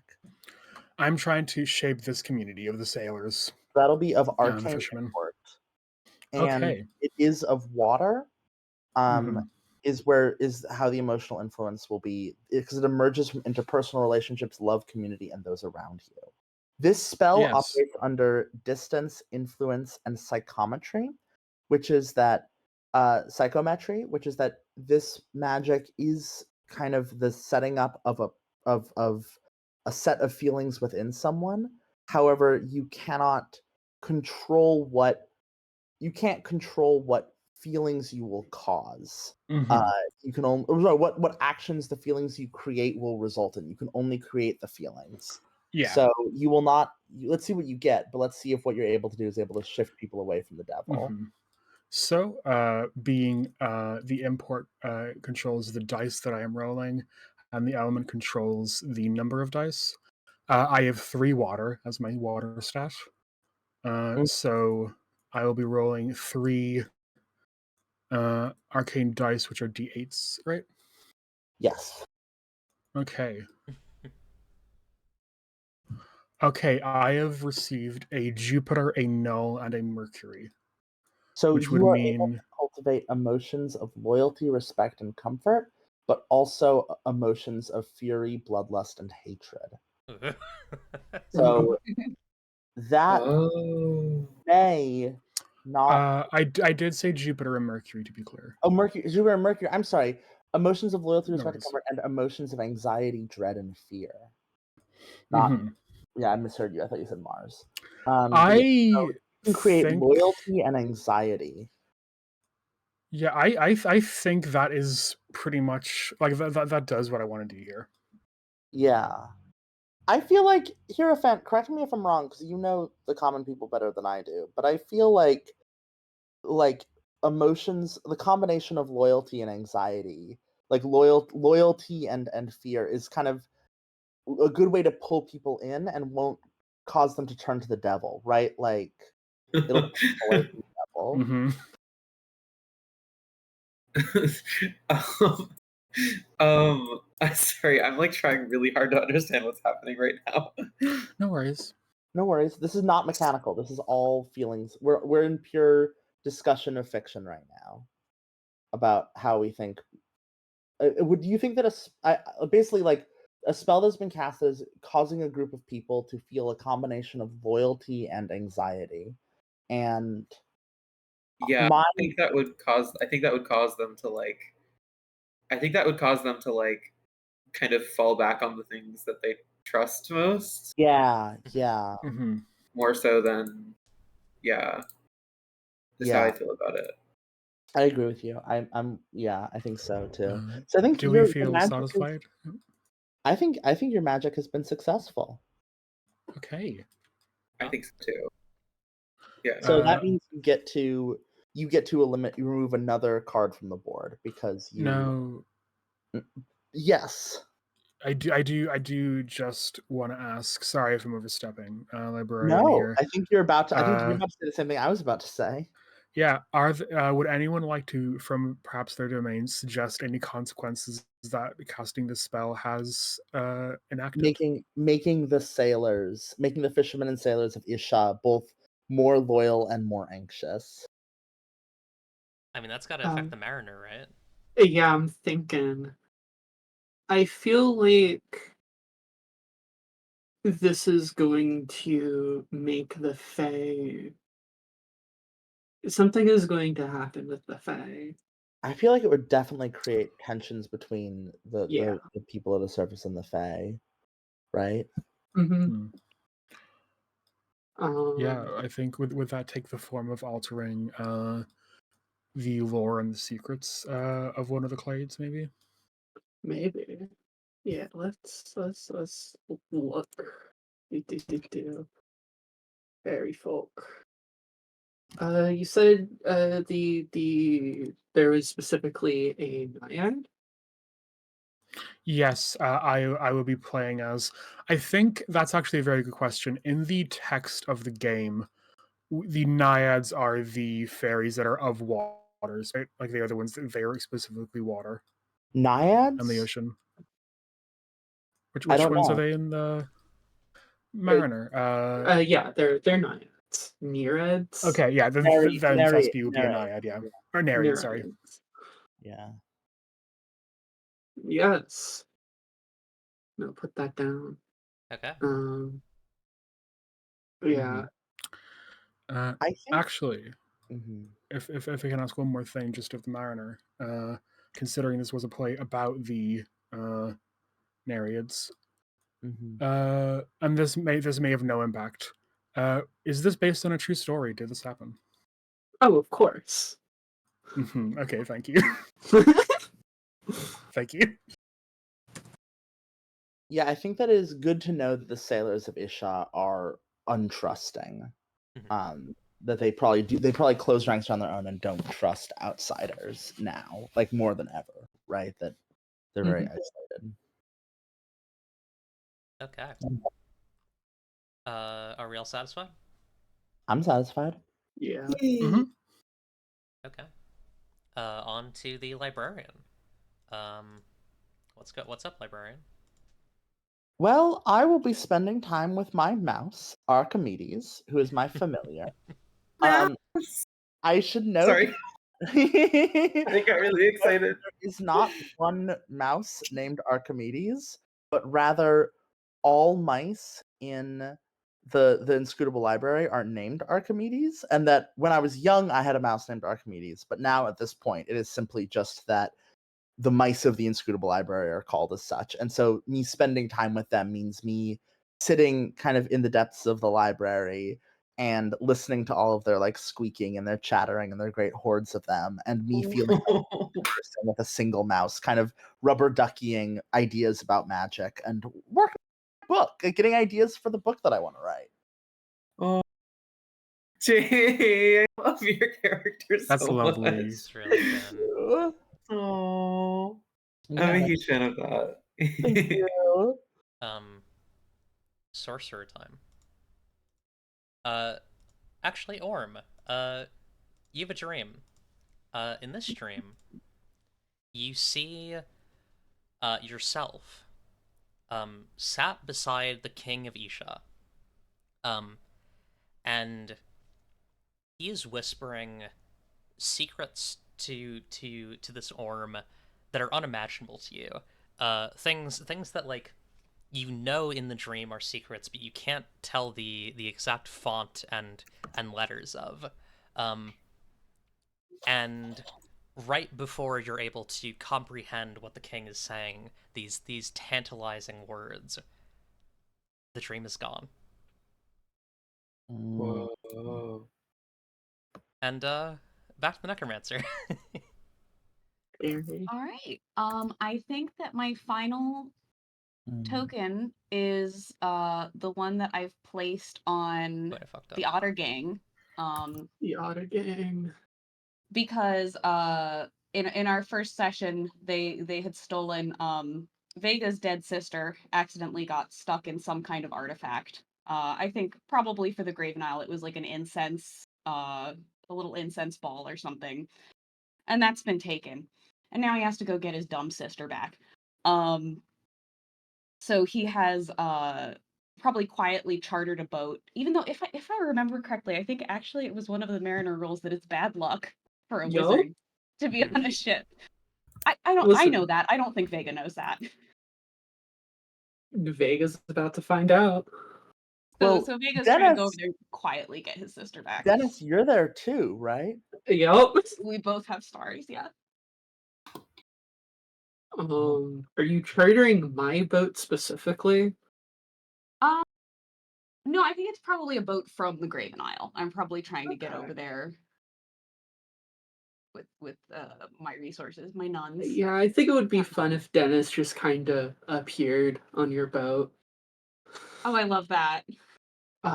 Just Just climb like, through the waters, like truths coming out from the well.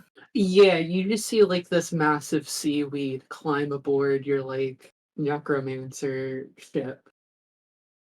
Then just like he just pulls the disguise off.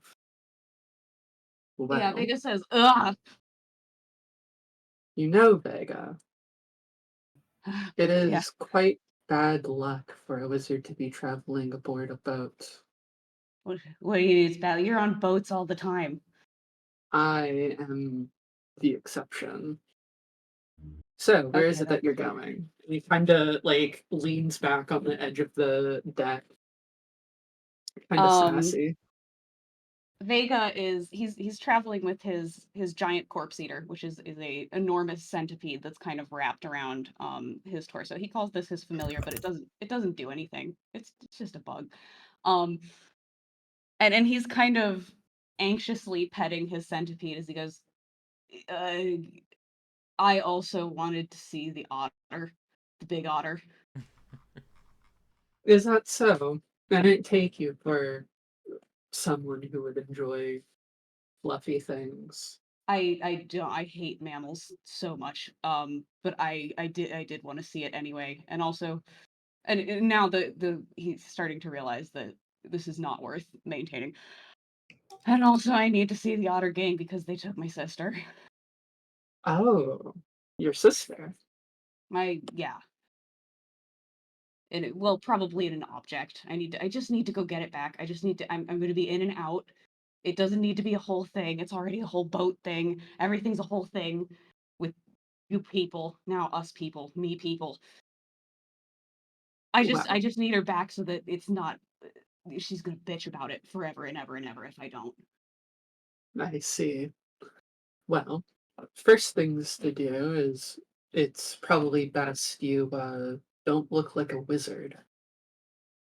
I thought it would be good to look like a wizard. I thought maybe they would listen to me then, since I'm people have to do what we say, right?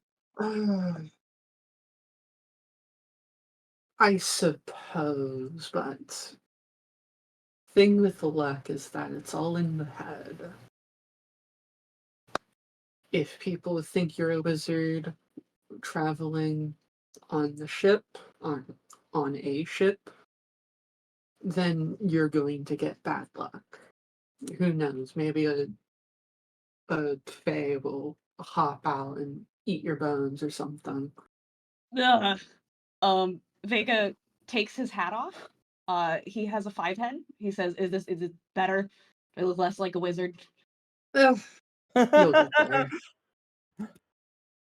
Alright, well, I imagine, time passes until we get to the, like, otter gang otter. Yeah. Um, So what is this? What is this giant otter with a criminal gang on its back like? Like, someone please describe this. I Uh, believe I believe that might be. Oh wait, maybe No, I I can think do that's it because actually. I think that's actually Molly because this is the the this, Falchion is in this was charge the of devil, right? Oh complex yeah, true, true, monsters. true. I thought because armed kind of guys, but yeah, that's fair. you can describe the guys on top. Yeah. Uh, so this came as a result in our little tutorial month off stream of a devil card that caused a group of thieves to find a new base of operations. Um, and I think it is a very large sea otter that sort of it is like floating on its back, very like peacefully, and kind of on its stomach that is like above sea level. There has been built a small like ramshackle kind of tents and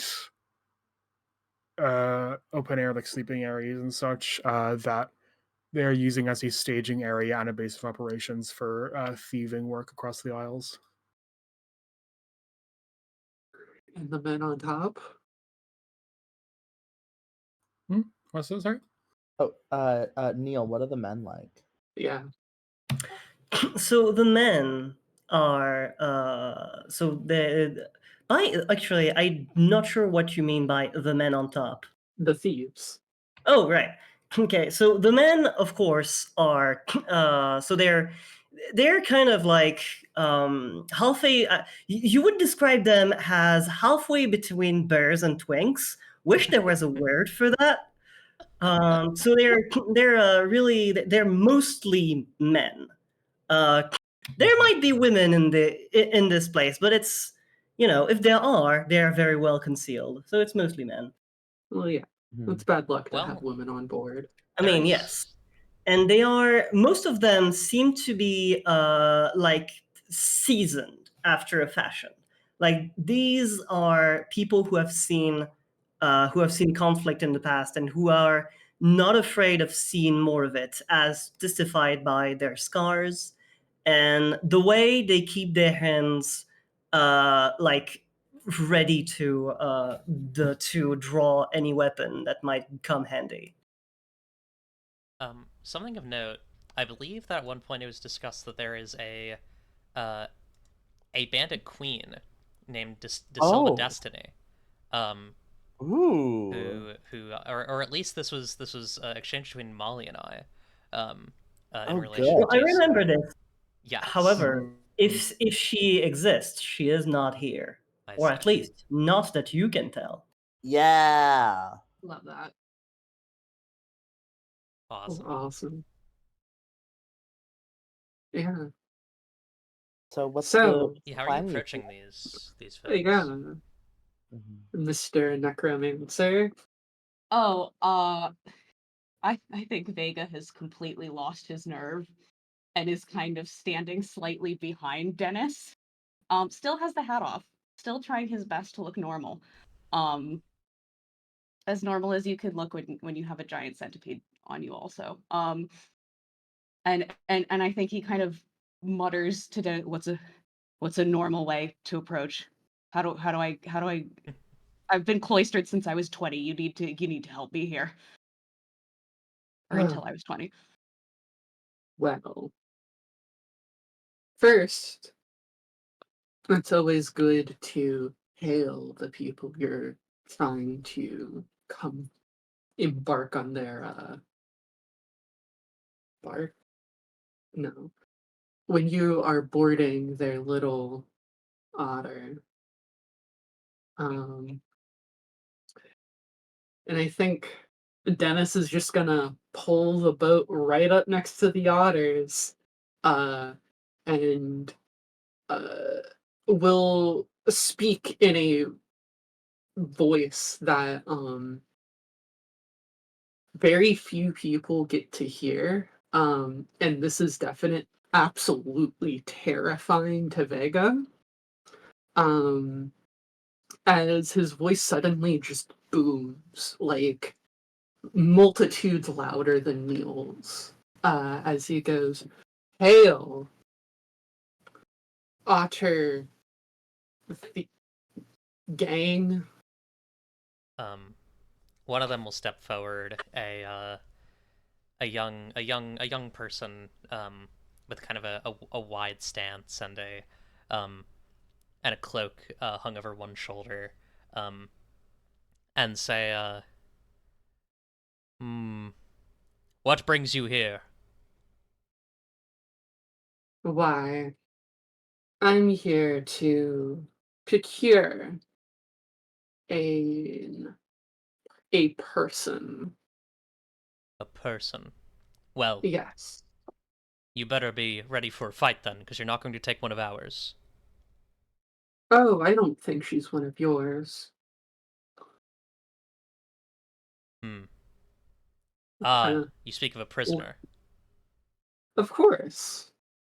Then we should negotiate. And what are you willing to negotiate? Well, we have men in the bushes, in the I suppose you could call it bushes, the fur, the deep fur. Arrows pointed at you. Uh-huh. So, Vega says, you are at a disadvantage here. If you suppose so.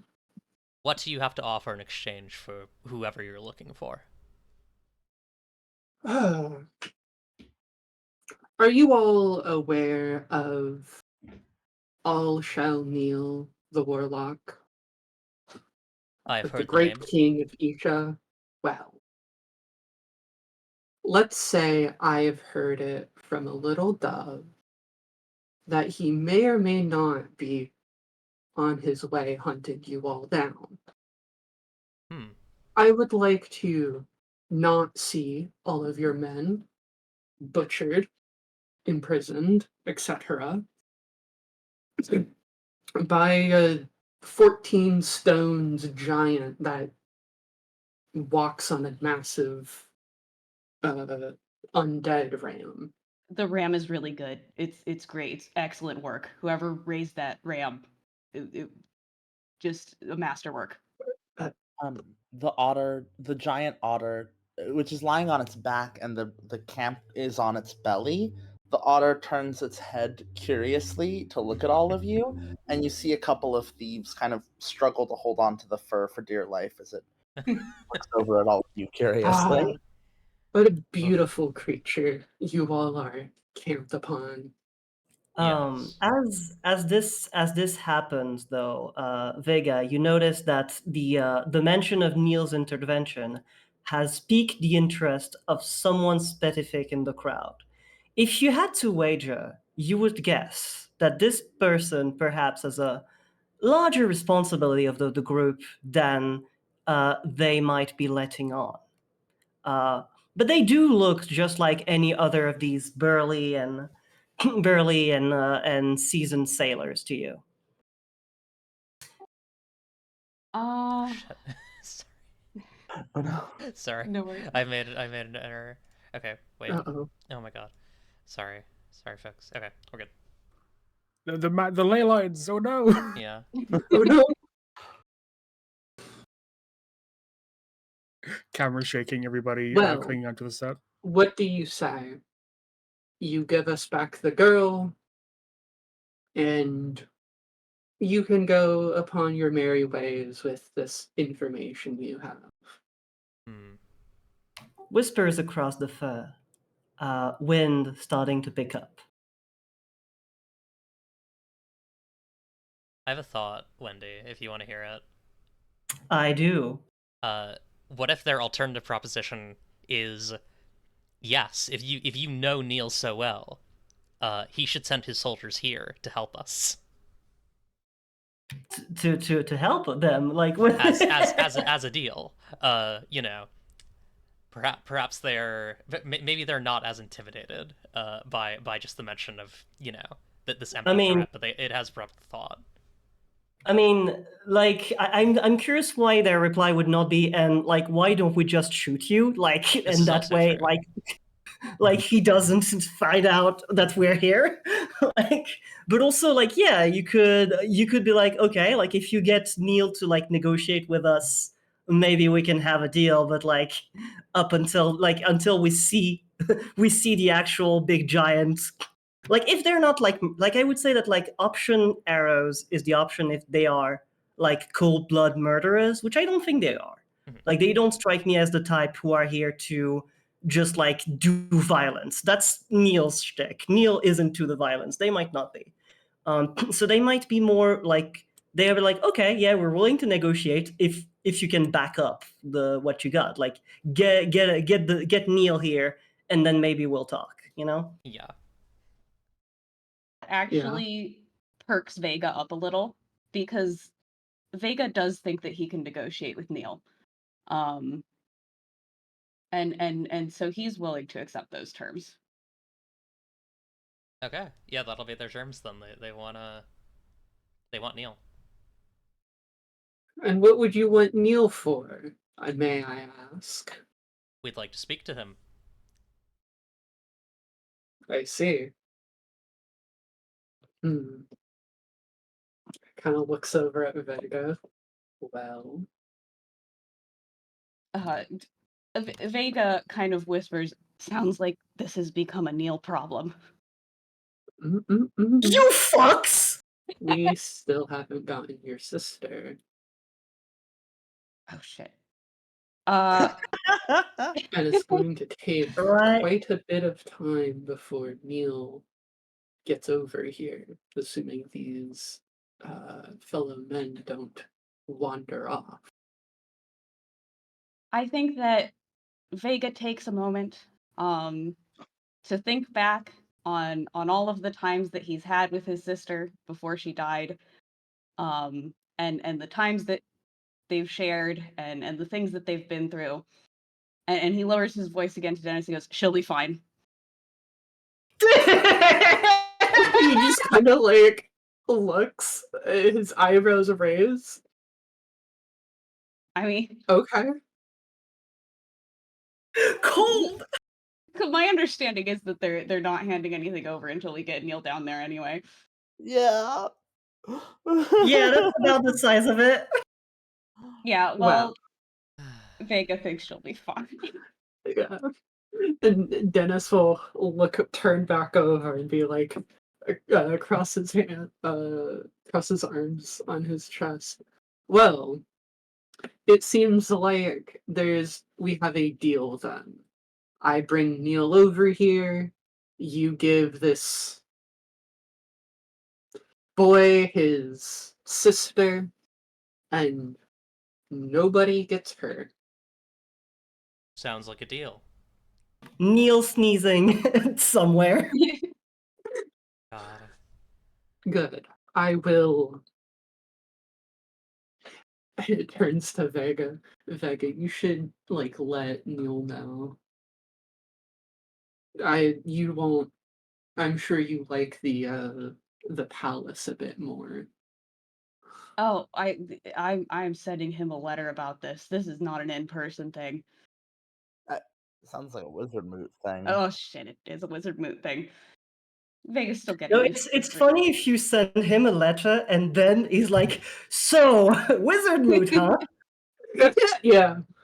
I think actually because it's Don't more show of a up. shit-headed thing to do, Vega is going to hold it back till the wizard moot. He's just not going to mention it till we get there. Yeah, Okay. good. Is the celestial Well. audience satisfied? Indeed. I'm very Yeah, satisfied. I'm very I- As you sail away, the otter Hmm. pulls its arms. I'm taking on this magical creature, even though that's normally the mariner's job. I feel like magical creature, but the otter wraps its arms up around the ships, the tents and the kind of structures which you realize are built for this, and it like wraps its arms up around them Mhm. protectively, and then does a barrel roll and goes under the water, and you That's realize that the otter in fact surfaced Sick. to talk to you, that it knew you were approaching. You did not take them by surprise.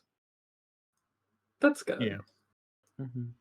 As the Faustian, I would like out of that scene. I have the instinct to enact some consequences, but I feel like they are coming whether I do so or not. So I'm gonna like. I also Okay. feel I gotta like hold no off, I think. magic was cast, and like Yeah, like I nothing think bad happened, you know what I mean? think yeah. Like, they spent 2 Yeah, stars I'm very happy working with on this. nothing, you know? Like, But there are consequences coming. oh, I'm This is the sure. key thing. Fuck me up. Good. The Faustian will remember this. Okay. Mhm. On to the Hierophant. For your last check-in. Oh, that's right. And now for something completely different. I wanted to have this token after, because I think it's just kind of a continuation of the theme of my previous token.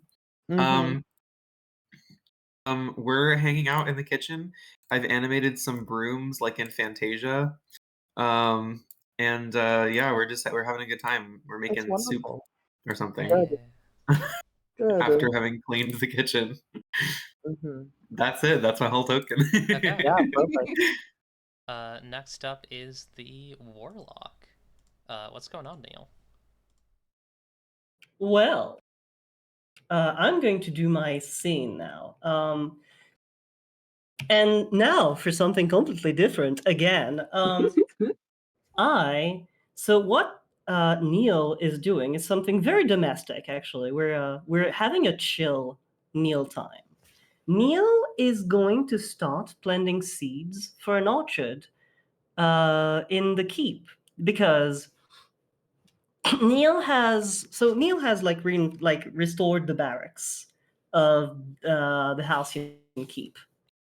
He's slowly like making things more comfortable for his red hands. And the thing about his red hands, right, is that they do love their drink. And he has decided that this would be a good learning occasion for his prentice. Because what he is going to do is that he's going to start planting the seeds and like reserving some space for an orchard for some flora that's like typical to this place, I think. Maybe apples. I'm feeling apples. I think apples are where we're going to go with this, like hard cider and that kind of stuff. And yeah, I think this is a good occasion to introduce my apprentice and to like teach him some valuable lessons about like what it means to be in power and how to like what it means to have people that are in your care, because that's also part of like the duty of the warlock. Like you have to look over the soldiers and you have to keep the soldiers happy, because they are what stands between you and like the problems you have to solve with fireballs. And it's always good when you don't have to like, for example, personally intervene in something as petty as, I don't know, like a bunch of thieves on some kind of sea creature. Um, and yeah, I think so. The Halcyon Isle is this tall and cruel tower of sharp steel angles, surrounded by a wall of similarly like angular and sharp iron. But around it, and within its outer walls, like the wider like stone walls around it, like within, there are a bunch of fields that used to be like lush, and now it's mostly just weeds. And Neil is going to start tending to them with So- his giant hands, and yeah. So are you to clarify, you talked about earlier, I think when you first met Neil, about how you take on the form of a woman in the court. Is that still true? That is true, and I think at this point, actually, yeah, you know what? That's actually a good moment to be a woman. I think that's a moment where where actually she would be a woman. Do you So at this point, Neil is dressed in a very like wide and simple cotton dress. It's very, which is like just very like hashtag cottagecore, you know, like the wide brim straw hat, and but like it's looking very, it's still 2 stories tall, to be clear. I love that. And also like it is like usually she like when he is in his armor he has like a single eye, but here it's like clear that he has 3 eyes because her face is uncovered and her angular face is just full on display. She does not actually have horns. She instead like has gigantic streaming pigtails that sort of like frame her wide torso. I think taking on the role of the court just because you are in the scene and you can't be that yourself. I think that there are some young nobles who have gathered kind of at the edge of the garden to gawk and like joke amongst themselves. You are currently seen as a fool within the court, and Yes. so I think they have very little respect for you. Oh And yeah, they're absolutely. kind of making, you can tell like there's like it's like 2 younger men and a younger woman, and like they're making like body jokes and like giggling to each other and like drinking wine, but they're not engaging or coming close or anything. They're just kind of like from a distance. Like they're too small and too far away to be heard. Of course, and to be clear, like this is a place that Neil has engineered for herself. This is a very comfortable place for her. So she's actually like playing into them while not looking like she's doing that. Like she's sort of like angling herself at sort of like countryside pinup ways. Like she is going to just like she's kneeled in the dirt, in ways that like leave like some dirt on her legs. So like she will pull up her skirt to reveal like muscular thighs and legs. And she is like, and sometimes like she's like just fanning herself to like as sweat streams down her chest, and her apprentice has to put up with this because again her apprentice is right there. And I guess I want to ask, who wants to be my apprentice? Well, so stepping in on that really quick, we don't have prentices yet. We've not assigned people to play prentices. We're going to do that next month. So I feel like Okay. it'd be really best if we hold off on prentices this month and we come back to that next month. Oh, okay. Well, this will be a valuable lesson for my apprentice next time then. Excellent. Okay, so I'm kind of then I do not know what I want to do with this scene because I'm like that was something I wanted to have like a dialogue with my apprentice, like sort of talk to him about like important like warlock stuff and like use stuff. And does anyone want to step in with someone I could talk to? Would we... sorry, go for it. I have a thought. How do you feel about how do you feel about the king walking into the into the That's great. I love into that. the Okay, garden? so Durmon Kerzelgek, king of Ishana, would walk in. Durmond is, so let me scroll back up to Durmond's stuff because I want to give the audience a bit of a better idea of what he's like.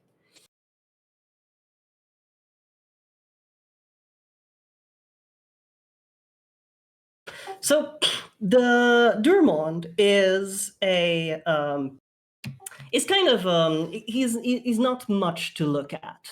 He very much looks like the result of generations upon generations of cowardly inbreeding. and overt racism. The marriage of his eldest daughter is very much also like an attempt to put some new blood into the line. He is scrawny. He very much is he very much is a scrawny guy, and he's got a bit of a duplicitous streak to him, but like not in a mean way. Like he's definitely like someone who wants to be liked by people, and this is painfully clear to anyone who sees him at any point. And he's just like this very small man with a lazy eye, but he's him and you know him and Neil do have like this this kind of bond over the fact that they like because Neil has maneuvered herself in this position here, like she is very much kind of playing into the whole full stuff. And of course, like Neil is the only person who sees through the fact that Durmont is like actually a very stand-up person, but like doesn't know how to maneuver himself in order to be that. That is kind of who Durmont, like the thing about Durmont and Neil. Got it. And as the king appears before her, she will say, "Ah, to what do I owe the pleasure of my king, my liege's presence upon my humble fields?"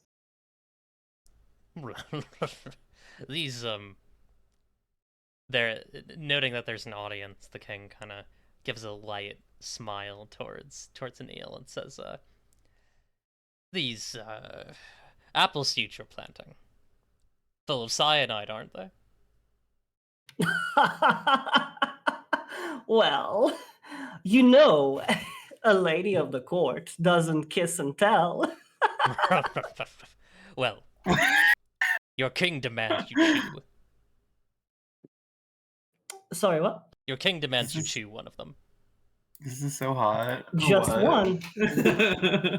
Just the one? A dozen. They are mostly seeds, my king, but I henceforth make the promise unto you that within just a couple of months, I will make a show of eating as many apples as your entire court can. After all, it has been a while since we've had a good party, hasn't it? Yes. This is an arrangement most befitting. It will be good.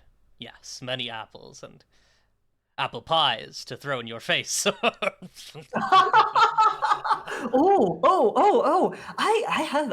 have been thinking that the siege engines have been quite rusting away. It will be quite a party to throw. Well, and she does a tumble into the mud. Splash! You fucking take out one of the kids. Oh no! Oops! Oh, silly I am, and I start flicking the dirt off them, and just suddenly they are very aware of how big I am compared to Oh, them. they were aware the whole time, but I think they are perhaps aware of how dangerous it is. Yes. For your hand, yes. And I think that the noble kids suddenly like stop laughing and instead are looking at each other a bit afraid and scamper off, climbing over the garden wall and back over to the castle. Whence And now for my attempt at a Texas accent. Y'all come back now, you hear? That was Whoa. good. Uncanny Valley. Listen, I'm French. Yeah, that's why I was Uncanny Valley. I'm used to bad. I think the French people are kind of Texans. in their You will die within 2 moons. Wow, wait, are you really offended about that? No. Or are you joking? Okay, sorry. No, I am joking. Generally, Okay. when I go super later with it, that means like that's perfectly fine. Okay, we've got an hour. I just want to kind of focus in. Yes. So as the as this audience pulls away, the king like kind of, I feel like probably maybe moves to clap a hand on Neil's shoulder, but only rests it, and says, you know, the rust on the rust on the siege engines. Well, you know, the coffers are a little quiet. Not much clinking going on in them. Well, you are the warlock after all. Just keep such things in mind. There are Of many course. places we can move into. Ah, but my king, this rust on the siege engine is what all good warlocks fight for. Hmm.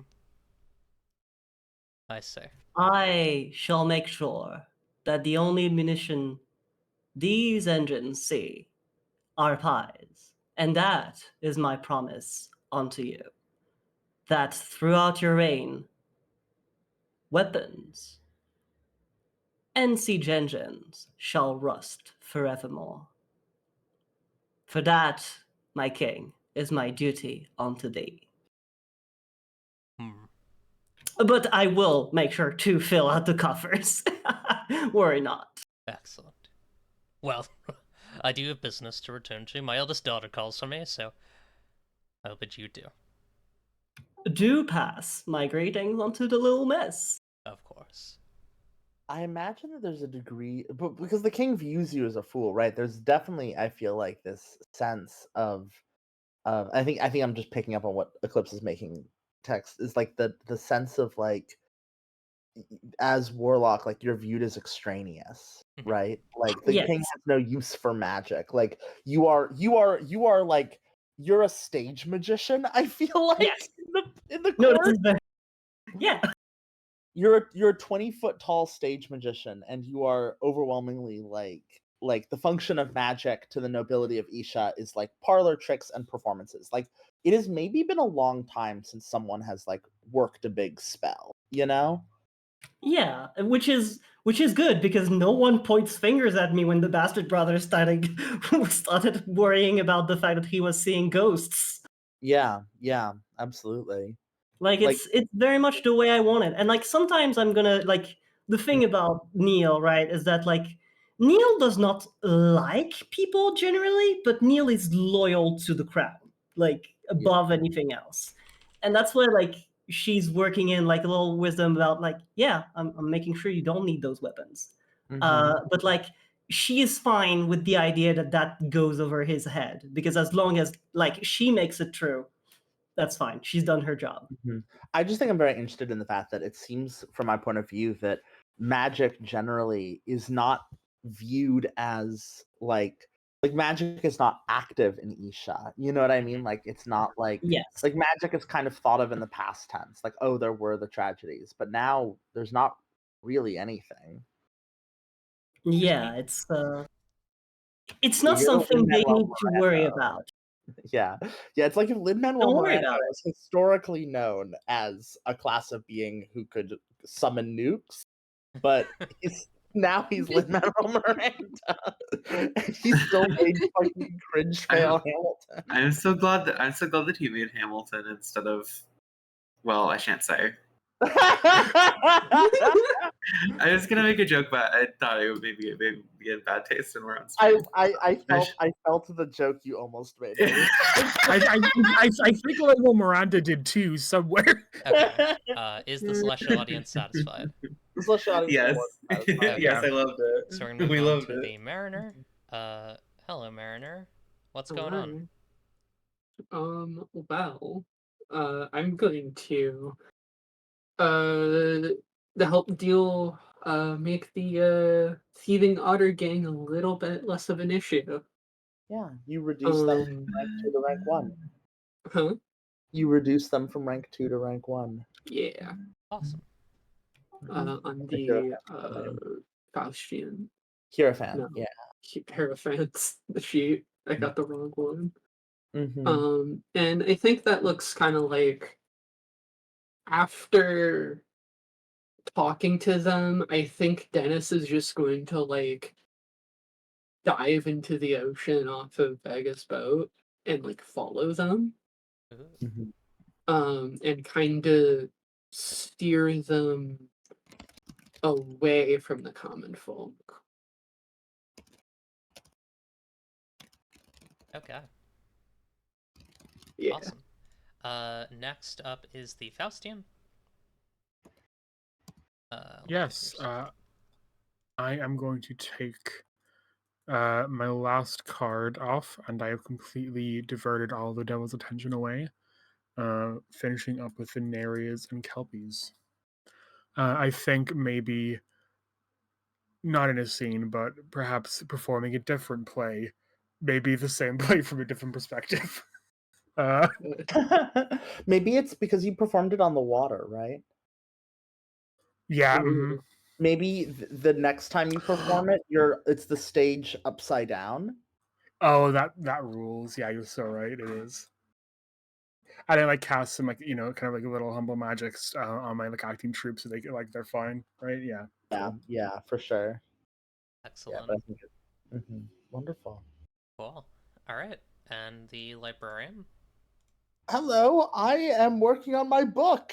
I'm casting a spell. I'm going to I'm writing a book.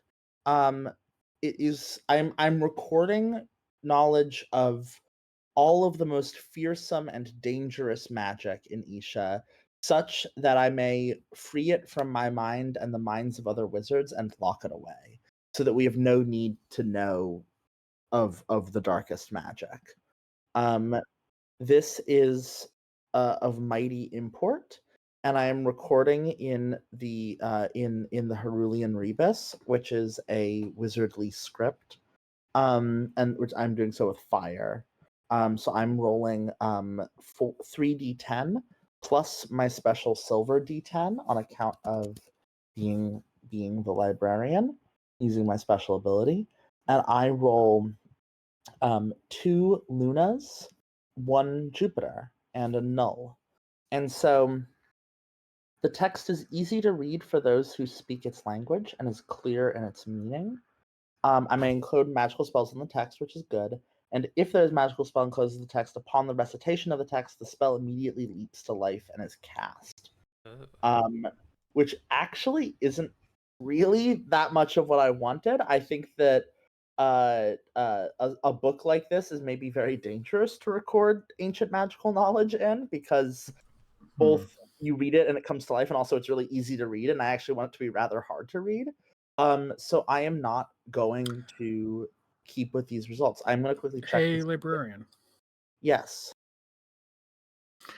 What would on the old feel if there was maybe a nagging little sensation that there was something that would be able to alter that result for a price? I would be willing to pay the price. Okay, I think Yeah, we perhaps, explicitly. I think maybe what the sensation is, right? Because this is my star, this is a scene. I think that Yeah. I am in my study, although I wouldn't necessarily know it. It's just I am, from my point of view, I am just kind of existing. I can't see, and I am writing without seeing, and I'm aware that everything's too clear, everything's too easy, that that it is not what I seek. And I feel a little, perhaps another little mouse, because the mice have been coming to me, bringing me little scraps of paper and knowledge, and bringing me extra pens and nibs so I can work on this. And maybe there is a mouse. Maybe something comes to me that is not just a normal mouse. Yeah, I think you're asking for like a pen in particular ink, and instead of being given to you by a mouse, it is dropped into your lap. From what you can now hear is a like panting and large, what must be a dog. I perceive it as another mouse. Just a panting mouse. And I say, "What a large creature you are. Archimedes, how you've grown. I'm working on my book, and yet none of it seems to be coming together. It is too clear. It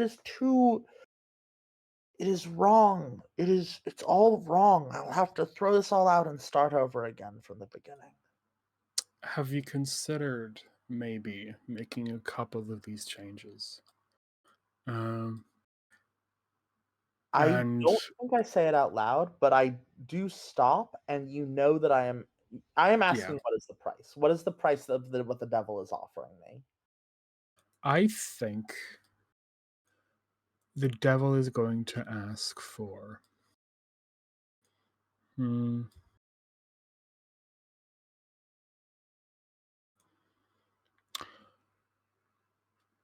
We haven't spoken in a very long time. Things have been quiet. I'm not going to ask much of you. The world is at peace. There's no need for devils or for magic anymore. If you would grant me this, I would like a friend, just a friend.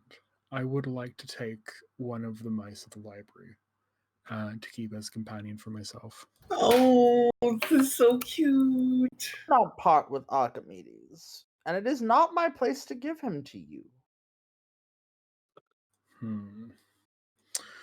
Very well, very well. Can I ask? Wait, actually, hold on. Out of character, is what you are asking for the equivalent of like a fingernail, or what are you asking for? Yeah. Well, so like what I'm asking Oh, for okay. is like one of like there are many mice that are Archimedes. I'm asking for just one of those mice. Okay, I Like, understand. not, you know. Sorry, I wasn't. I thought you might have been asking for like to steal my companion. No.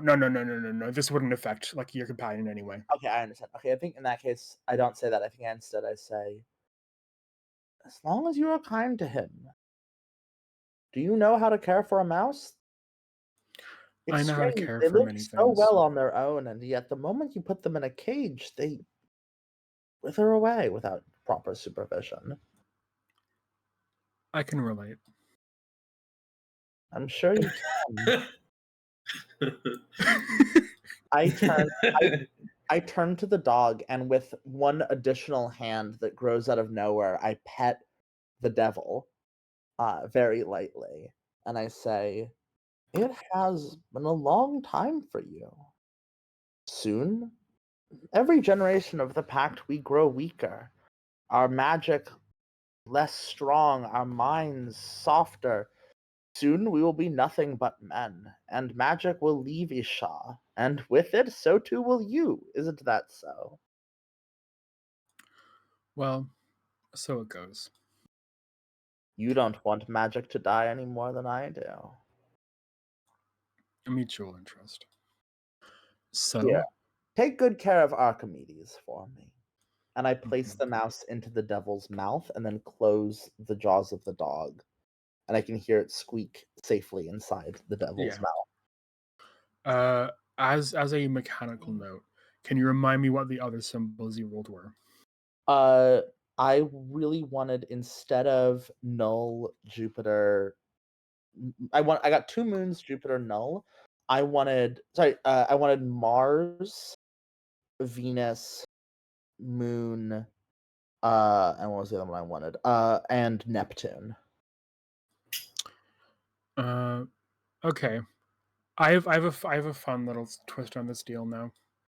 I think I'm gonna offer one of you 2 things. Either you get the result that you wanted exactly, but I also add sulfur, or you just get to change the Luna.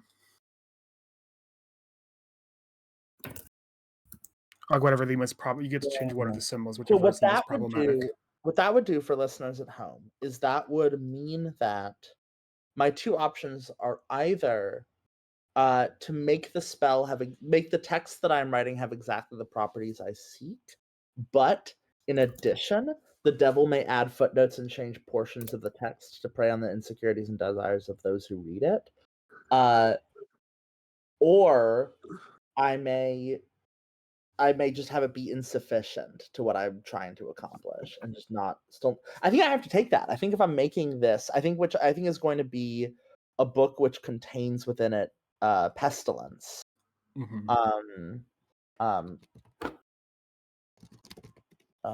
Written in high Asotic, containing the spell pestilence, hidden from so that wizards may forget it. And recorded in it is Mars 1, Venus 1, So the text is uncomfortable to read. It is beautiful to read, especially compelling. I have encoded magical spells within the text.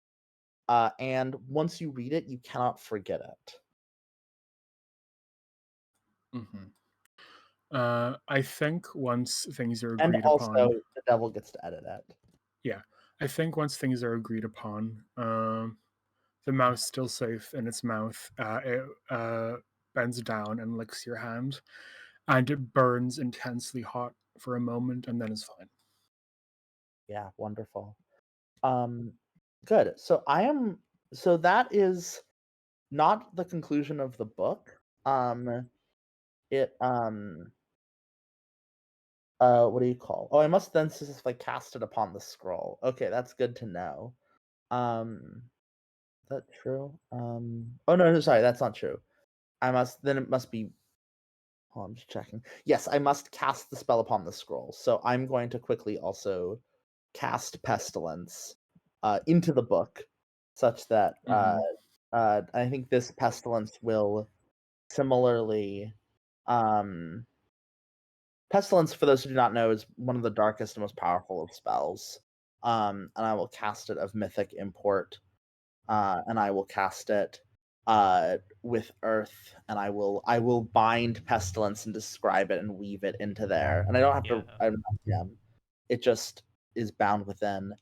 And I've completed the first text. It's just a ream of paper right now. It is not a book. I have many more spells I must record before I have completed my tome, but I have I stuff on it. I think in the same way that like placing an electrical wire into a large body of water is more dangerous.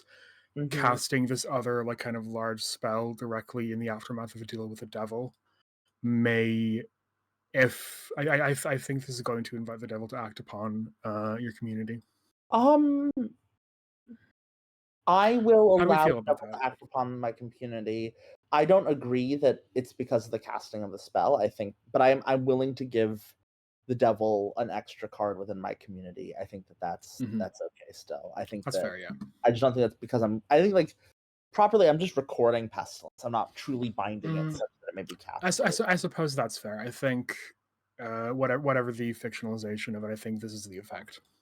I'm willing to accept that alongside the mouse gift. Yeah. Great. That's fair. Right. Is the celestial audience satisfied? Hi. Yes. Cool. Yeah. Okay. Next is me, the sorcerer. I am my last token besides the wizard mute is gonna spend some time at home. On the fallen star. Specifically, as a scene, Sleepyhead is going to pour over, his scrolls and his tomes, and seek his writings on the creation of architecture. He made a tome a while back, and what he's going to do is he's going to build a cube around that tome, a cube of stone around that tome, that cannot be, ideally cannot be accessed. That is his goal. So, yeah, I'm going to cast the creation of architecture. Through this process, the wizard may construct a magical home, tower, village, or other piece of architecture which may serve as the home of himself or others. Is this a suitable spell for creating a cage for this tome? Do you think, librarian? Wait, for my tome? Oh no, for my old scroll is what I meant. Sorry. The yeah. So let me actually for folks at home. Sorry. I made a during the tutorial session. The spell that I cast was I made a scroll that contains the information of all of the mysterious masks that I have for various characters. Basically my dream prophecies. That's what it has the destinies. Yeah, it has everyone's destiny. Yeah.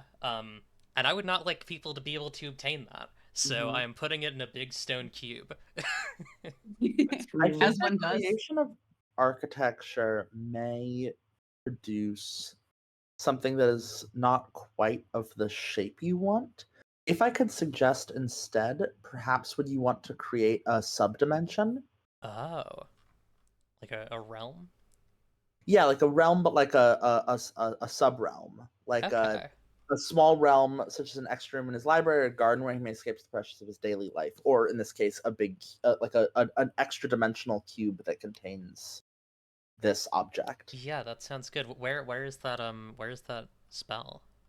It is a form of demiurgy, but you only do the Okay. parts of demiurgy that matter because you're not making a full ass dimension. You're making like a little thing. Right. Um, so and you don't have to defend it. You don't have to like make it thorough and functional as a whole separate world as long as it's just you and your buddies. Like as long as only you and your companions step in. Okay. Um, but yeah, if you want to do that, in that case, um, I think that the only thing that matters is you need to set an immutable axiom, which I assume is which is some fundamental law that forbids kind of that like sets something about the world, whatever you want that to be. Like for example, I am secure here, or like, you know, uh no one suffers here. No one can What do you see want? here. No one can see? Yes. No one can see here. Absolutely. Okay, so the axiom realm of storing scroll. That's what I'm writing down. Awesome. Axiom is no one can see here. You want to roll for the physics of the realm? Yeah. Actually, the physics of the realm don't matter because you're just putting a thing in here and closing it up. True. I think literally the only thing that matters is the construction of the realm. So you want to roll to build the. Actually, wait, no, I'm sorry. Only cosmology matters. That's it. Only Okay. cosmology of the realm matters. And so you probably, I would say, probably want to roll around Earth, so that it doesn't. Any other element would damage the scroll. Yes, that sounds right. What's the import? The import is mythic. Okay, cool. Not my best one, but you know what? We're here to have fun. Maybe that's for the best as well. You also get to choose the result of one die because you're the sorcerer. This is true. Okay. So I'm going to roll mythic. Mm-hmm. Wait, right. I remember the sheet has issues. I need to pull up another dice roller. Let me I literally Google roll 4d10 or what have you. That's probably the way to go here. Yeah. Mhm. What type of die are mythic? D12s. D12s. Okay. Mhm. And that will be what is it for 0? Is it You roll anyway, but you can't choose to ditch the results. You have to keep them. okay, that makes sense. All right, so 1d12. 1d12. That is a 1. But you get to choose the results because you're the sorcerer, so you get to choose any one symbol you want. Okay, then I will simply choose what that symbol is. Let me see what my options Yay! are. No. Well, it probably should be suitable for living creatures that I can go in there. Yeah, actually, I think the first one, the realm be suitable for living creatures such as air, fresh water, and sunlight, is perfect. I think like it is a stone cube with a little water fountain on one side, fresh air, and a like simulated sun, and that's all. Cool. And like a pedestal Yeah. for the object. It's very easy to navigate with your hands. But you cannot read the text within because it is, you are Nothing blinded can on see entering. here. Yeah. Yeah. Okay, yeah. You can continue working on your realm in future weeks, but otherwise you have a little realm to store your scroll in. Excellent. Cool. Cool. My My only realm. thing I'll note, which might be very relevant for the devil, is that there are no protections. There's nothing guarding this realm. There's nothing keeping anything safe right now. So the devil could probably easily find a way in. Yeah, I think this is a platform for future consequence, and not necessarily something for now. But yeah, Oh, agreed. for sure. Yeah. No, I'm just putting that in your. Thank you. Yeah. Awesome. Okay. Oh. That leads us back to the orrery, I believe. Yeah, we're done with the story phase, so we have completed all of our tokens except for the one on the wizard moot, which means that it is now time to moot. Yeah. Yippee! As always, Let's Yeah. mood up. this Let's moot up. is Sleepyhead's home, the sorcerer's home. Mhm. Who is late? Who is early? Who's on time? I think Dennis, as usual, is here early. Probably sailed in like the day before, um, and is just kind of like lounging on his like little copper throne, twirling his hair a little bit, Aw. hanging out. Yeah, I He's think so cute. he's so cute. I think Orm is similarly early as always, same as before. Orm has been attending a moot once a month for 250 years. He is once again here at the same time as he is every single month for 250 years, Good. sitting in a seat that is like a little shinier in the spots where his shoulders touch it. Where he has set up little plinths, like there are little spots for him to rest his books that he has been resting those books for 250 years. Right? This is just like, okay, back at it again. May I offer a proposal to you? Mm-hmm. I think it would be very funny if actually Orm is actually on time according to his own outdated calendar of how the moot works. Because something maybe 100 years ago, the hour was moved 10 or 20 minutes, and Yeah, I Orm think was it was like, like I recognize that the Wizard Council has made the decision. yeah, I think that it was. I think historically the moot would begin at like 6:45, and because that was like the mathematically determined middle point of the sunset, and then it was moved to 7, so it's an easier rounder number, and like everyone's sundials are more accurate. And Orm is just like, no, it is. I get here at 6:45. That is the time. That is the time that I arrive here at. Yeah. Everyone else is 15 minutes late. And Good. Neil will Okay. also arrive on time, as is his habit, once again clad in his shimmering iron armor. Mm-hmm. Vega was a little early this month too, actually. Vega has I think that his in the end almost pointless little adventure with Dennis has kind of rejuvenated him, and he has a little more confidence. I think Dennis maybe even gets a, a a miserable little nod when Vega comes in. Yeah, he'll give like a little. He'll smile and give a little wave. That startles Vega. Vega didn't like that. Good.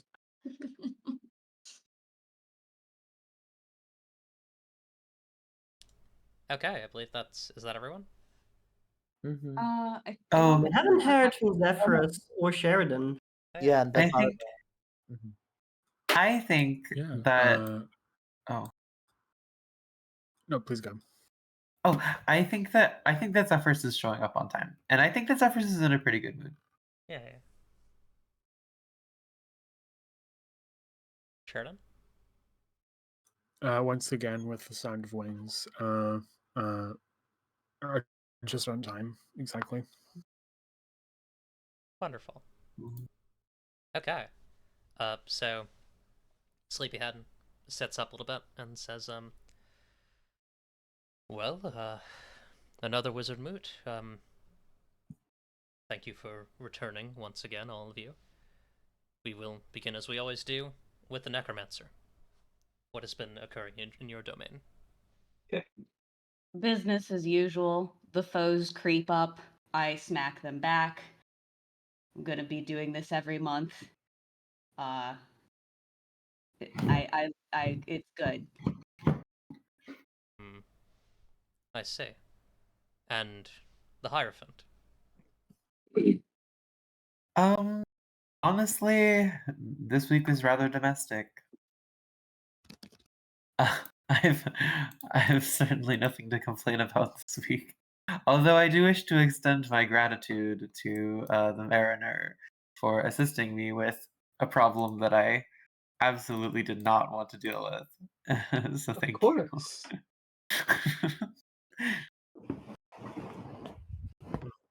And the Warlock. The court business goes on as usual. There is nothing much to worry about. I will say that there was quite a bit of upheaval, but I have handled it. Mostly, the stars are looking kindly upon our king this month. Hmm. I see. And the Mariner. Well, you know, dealing with some thieves. Um, Nothing more. Move some of the world's natural beauties around. Mariner, Ah, you might want to note the storms have cut off boating from to the orrery oh, oh. because of the placement of storms. Mhm. The ship the route between the orrery and the Marble Isle has been cut off, so the orrery is Yeah. currently unable to be accessed by merchants. Mhm. Um, and Faustian? It's been a busy one, I'm not gonna lie. I've been doing some performances, trying to fight off the devil where I can. Yes. I do Why? hope I haven't impacted the fishermen and the sailors too much, dear Mariner, but I would in fact like to extend thanks upon thee for your hard work this month. I have noticed a certain lack of duplicity among my troops this month, which I couldn't help but notice after some flapping of the wings in the wind. well, I thank you. It is my responsibility, however, and I take no extra thank or praise. And the Librarian.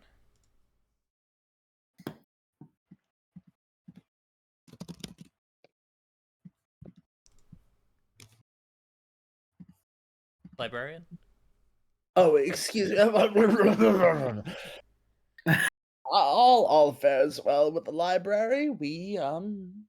I spent the month addressing a scourge of sentient musical instruments who seem to have been brought to life by some unknown magical emanation from deep within the library. But besides that, it has been quiet. There is nothing to report. I see. On my end, I am still contemplating the machinations of the dream and ensuring things are secure. Well, yes.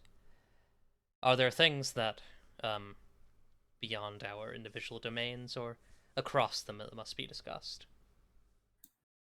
Quite indeed.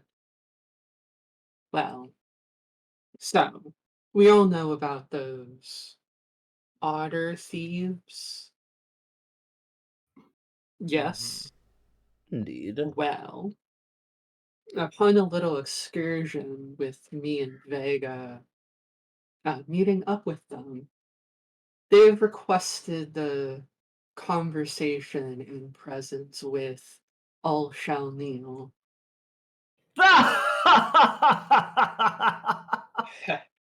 I know, quite funny. It shouldn't be Peculiar. a I'm problem sure for you you. rebuffed them. Of Hmm? course we didn't. You can handle it. What? Wait, I'm sorry. Wait, you acceded to their demands? Well, you see, they have a certain someone that's quite important to Vega. Well, I don't know about important. I do need her back. But yeah, Is that so? If I may understand, 2 wizards of the Pact traveled to an Isle of Thieves. And before you acquiesced to their demands, did you torture them? Did you afflict them with a plague of locusts or transform them into frogs? Locusts actually have a really important uh, role in the environment, and I think they're busy doing their thing. I am not Certainly you going could have to. conjured them with some of your magic. You could I have am gone not and found some more. going to torture a bunch of starving thieves on top of an otter. Did Clearly they not, take since you something have from decided to sick me on them like I am your hound. We've You decided to do the forget opposite. yourselves. This is Listen. back in my day when a wizard's sister would be stolen by thieves. Those thieves would be lucky if they were still able to speak afterwards. They would be No. lucky if they still had all of their fingers. They would be lucky if they were human. Damn it! Maybe it's no longer your day, Orm. Well, And I what is never it thought then? I'd say this, but Orm has a point. And then what is it then? Is it the day of wizards sniveling around, being yelled at by thieves, and being forced to come crawling for their giant friend to come and save them? They didn't yell at me. Sorry, excuse me. Fuck, Lord, what's your fucking last name, Neil? What's your house name? Cornusong. Thank you. Lord Cornison has far more important things to be doing than helping you solve your little problem. I wouldn't say that the courts of some king are necessarily more important than this. Yeah, what exactly was it you said you were doing this month, Neil? Apples? I is said no such things. Have you It is- perhaps been spying on my domain? Is it perhaps I think Orm is getting kind of incensed. Orm is like, so you want Neil to come and do your dirty work because you're too cowardly and weak to cast some magic yourselves? Wizards used to be people used to be afraid of wizards. Now they point arrows at you and you run away with your tail between your legs. I mean, I wouldn't say that's running away, or that's a bit. People used to be afraid of wizards. People could still. Do you not understand what magic you know? No, I understand. I'm just not a wizard to be feared, nor do I necessarily want to be. Then you shall have all that you love stolen from you. They won't get I that still much say violent this, then. Dennis. My domain is not to be feared. My domain is to care for the dead of Isha. And so they steal the dead from you, and you shrug your shoulders and go crawling back to the moot. And more importantly, you extract demands of me to mop up your failures. After being late for the moot for 3 months.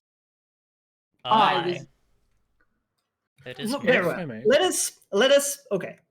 Let us, please tell me what exactly went down. What did you promise them from me?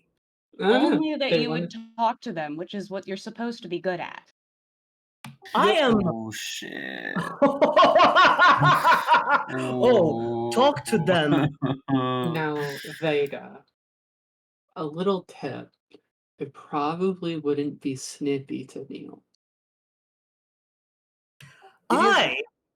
Listen, very well.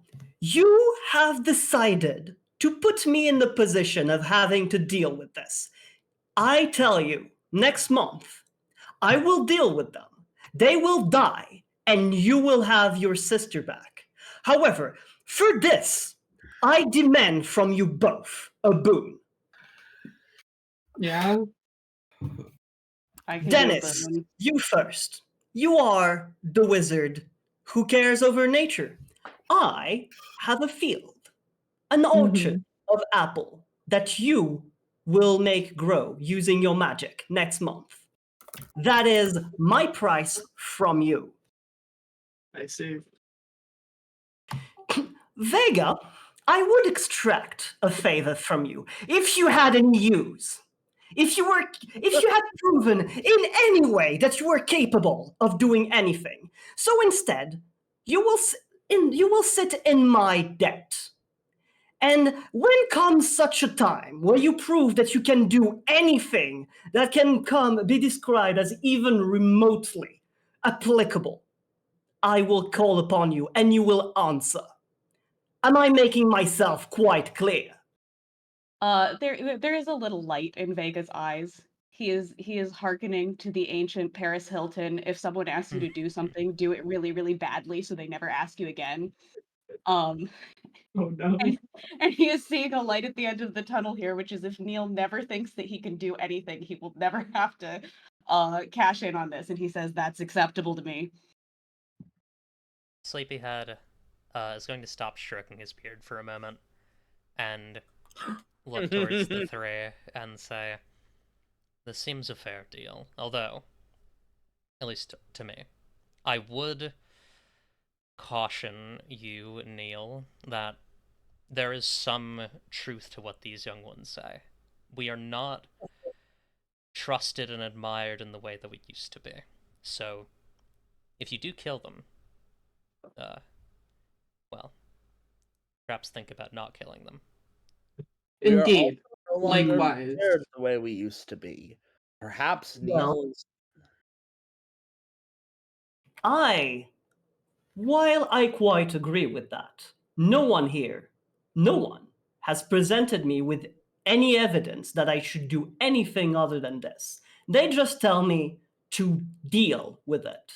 So, if you want me to deal with it peacefully, perhaps you should inform me more than just tell me, well, my sister is over there, get her for me, Neil. You so smart. Oh, I never said that about you. It's true. You are extremely feeble in the ways of recognizing one's strength. I think as this is going on, especially with the notion of a deal being struck between very powerful magical beings, completely unbeknownst to him, Sheridan's wings have just been vibrating with the devil's influence. The devil is very excited by this.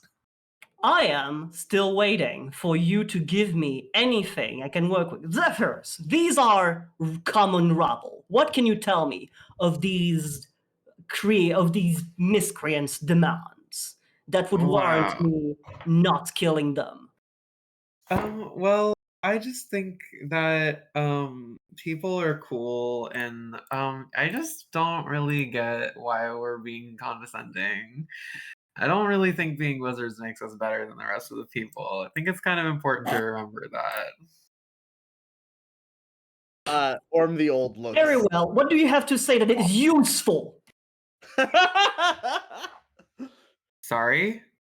I'm sorry. I think I saw. Did I make myself unclear, or are you simply daft? What I need is for you to tell me what I need to know to deal with this situation. Not to tell me that I should get down from my high ram. Well, you said that, not me. It is a great ram. It is high. Oh, I get it. So you do not have anything to say that is useful to this situation as N, is what you're saying. Out of character, you guys have been arguing for a long time, and I don't really understand what the argument is about still. Okay, yeah, no problem. That's perfectly fair. So Where it started, yeah, go for it. Sorry. So basically, the issue here is that Dennis and Vega are asking Neil to deal with the Otter Gang, and Neil is like, "Okay, I'll kill them." To which Sleepyhead said, "Maybe don't do that." And Neil is like, "Okay, does anyone can give me anything I can work with to resolve this peacefully, some information that would make this both something worthwhile for Neil to do, for the benefits of the people of Isha, and what is something that Neil should use, what do we know about these guys that Neil should use and go into knowing. And since you're the Hierophant, what, and these are common people, what can you tell us about them?" about the other gang that we can use.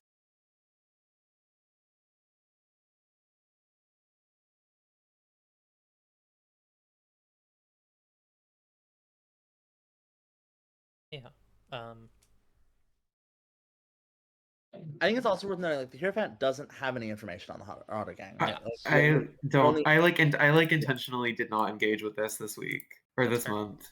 Yeah, you haven't even spent time I don't on it. act. You have no. I don't Oh, actually okay. know. Then I maintain the You have part no where inheritance. Neil called you useless. Like, to be clear, he's Yeah. still a shitheel about that. But he's calling Zephyrus useless. To be clear, not you. This is not against you. This is perfectly understandable. Yeah, Neil's being an asshole. Yeah. Yeah, he's pissed. It is very reasonable for Zephyrus to not have information here. Yeah, extremely. I think Sleepyhead will say,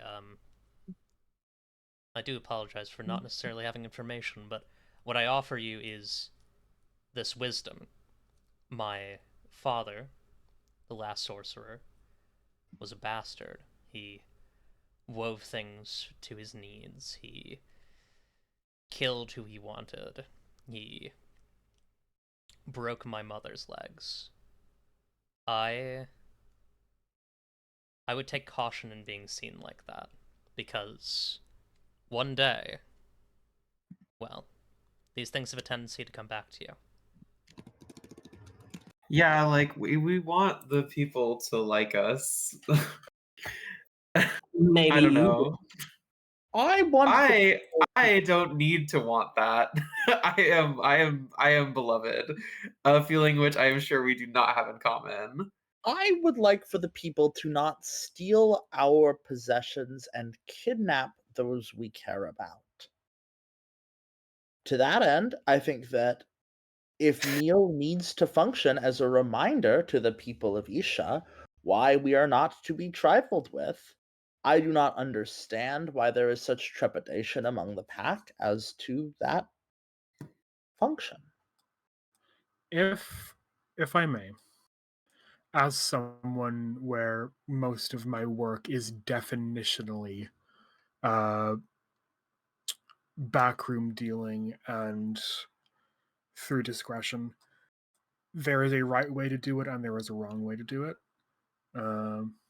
There was a fuck up here, and I think there are worse ways to clean up this mess. Than killing them, to be clear. Yes, I think it is not my favorite way of dealing with this personally, but this is also not my job and not my responsibility. And if that's what you deem fit, then that is your remit. I shall consider what Sheridan and Sleepyhead and Orm have said. I do promise this. I will deal with this, and I will do so to the best of my ability. As a member of this pact, I will also do the best of my ability as a servant of the Crown of Isha. And to that end, I will do everything that I can to further the interest of both of these entities. Now, I do hope you remember our deal, Vega, and do not think you can millipede your way out of this, because I will find a way to put you to use. Perhaps the two of you You, dare to swear an unbreakable oath? I do think we should swear an unbreakable oath. Vega says, ah. But he does whip out his grimoire. None of the sass, young man. From a So right. sorry. From a time perspective? Yes, from a time perspective, I think if we're going to do an Unbreakable Oath, it might be good to do Unbreakable Oath and then the next month next time. Yeah, that sounds good. I think also we can even do the Unbreakable Oath like in between months and just roll the dice for that, and then we can start up next month having it. I like that. Sounds okay, cool. Okay. Yeah, I think this is we have a clean break here. This is a good end to the session, I think. Yeah. Yay.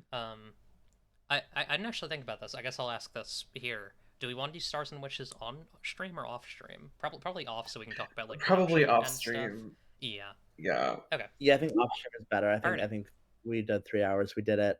We Yeah, made yeah, it through our first month. Okay. Thank you all so much. Yippee! Thank you all for watching. We will be back next month. Ideally around like the same kind of Wednesday. We will see what happens. We got to talk about it. But yeah. Please make sure that you make sure that. Nope, I do not have my copy paste. Okay. Please grab 7-Part Pact from the Possum Creek Games Patreon. This itch.io link will guide you. If you also join the Patreon, there should be active links available for the playtest server where I've been running playtests, and you get a little bit more of a live pulse of this game changing over time. There's a lot of people from the playtest server in chat, and it's a really great space to help kind of figure out the future of this game. Yeah. We are going to raid Gra, Yeah. stream the learned Snapjaw VTuber from Cud, from Caves of Cud. So go say hi to Gra for me, and yeah, take care, everyone. Bye.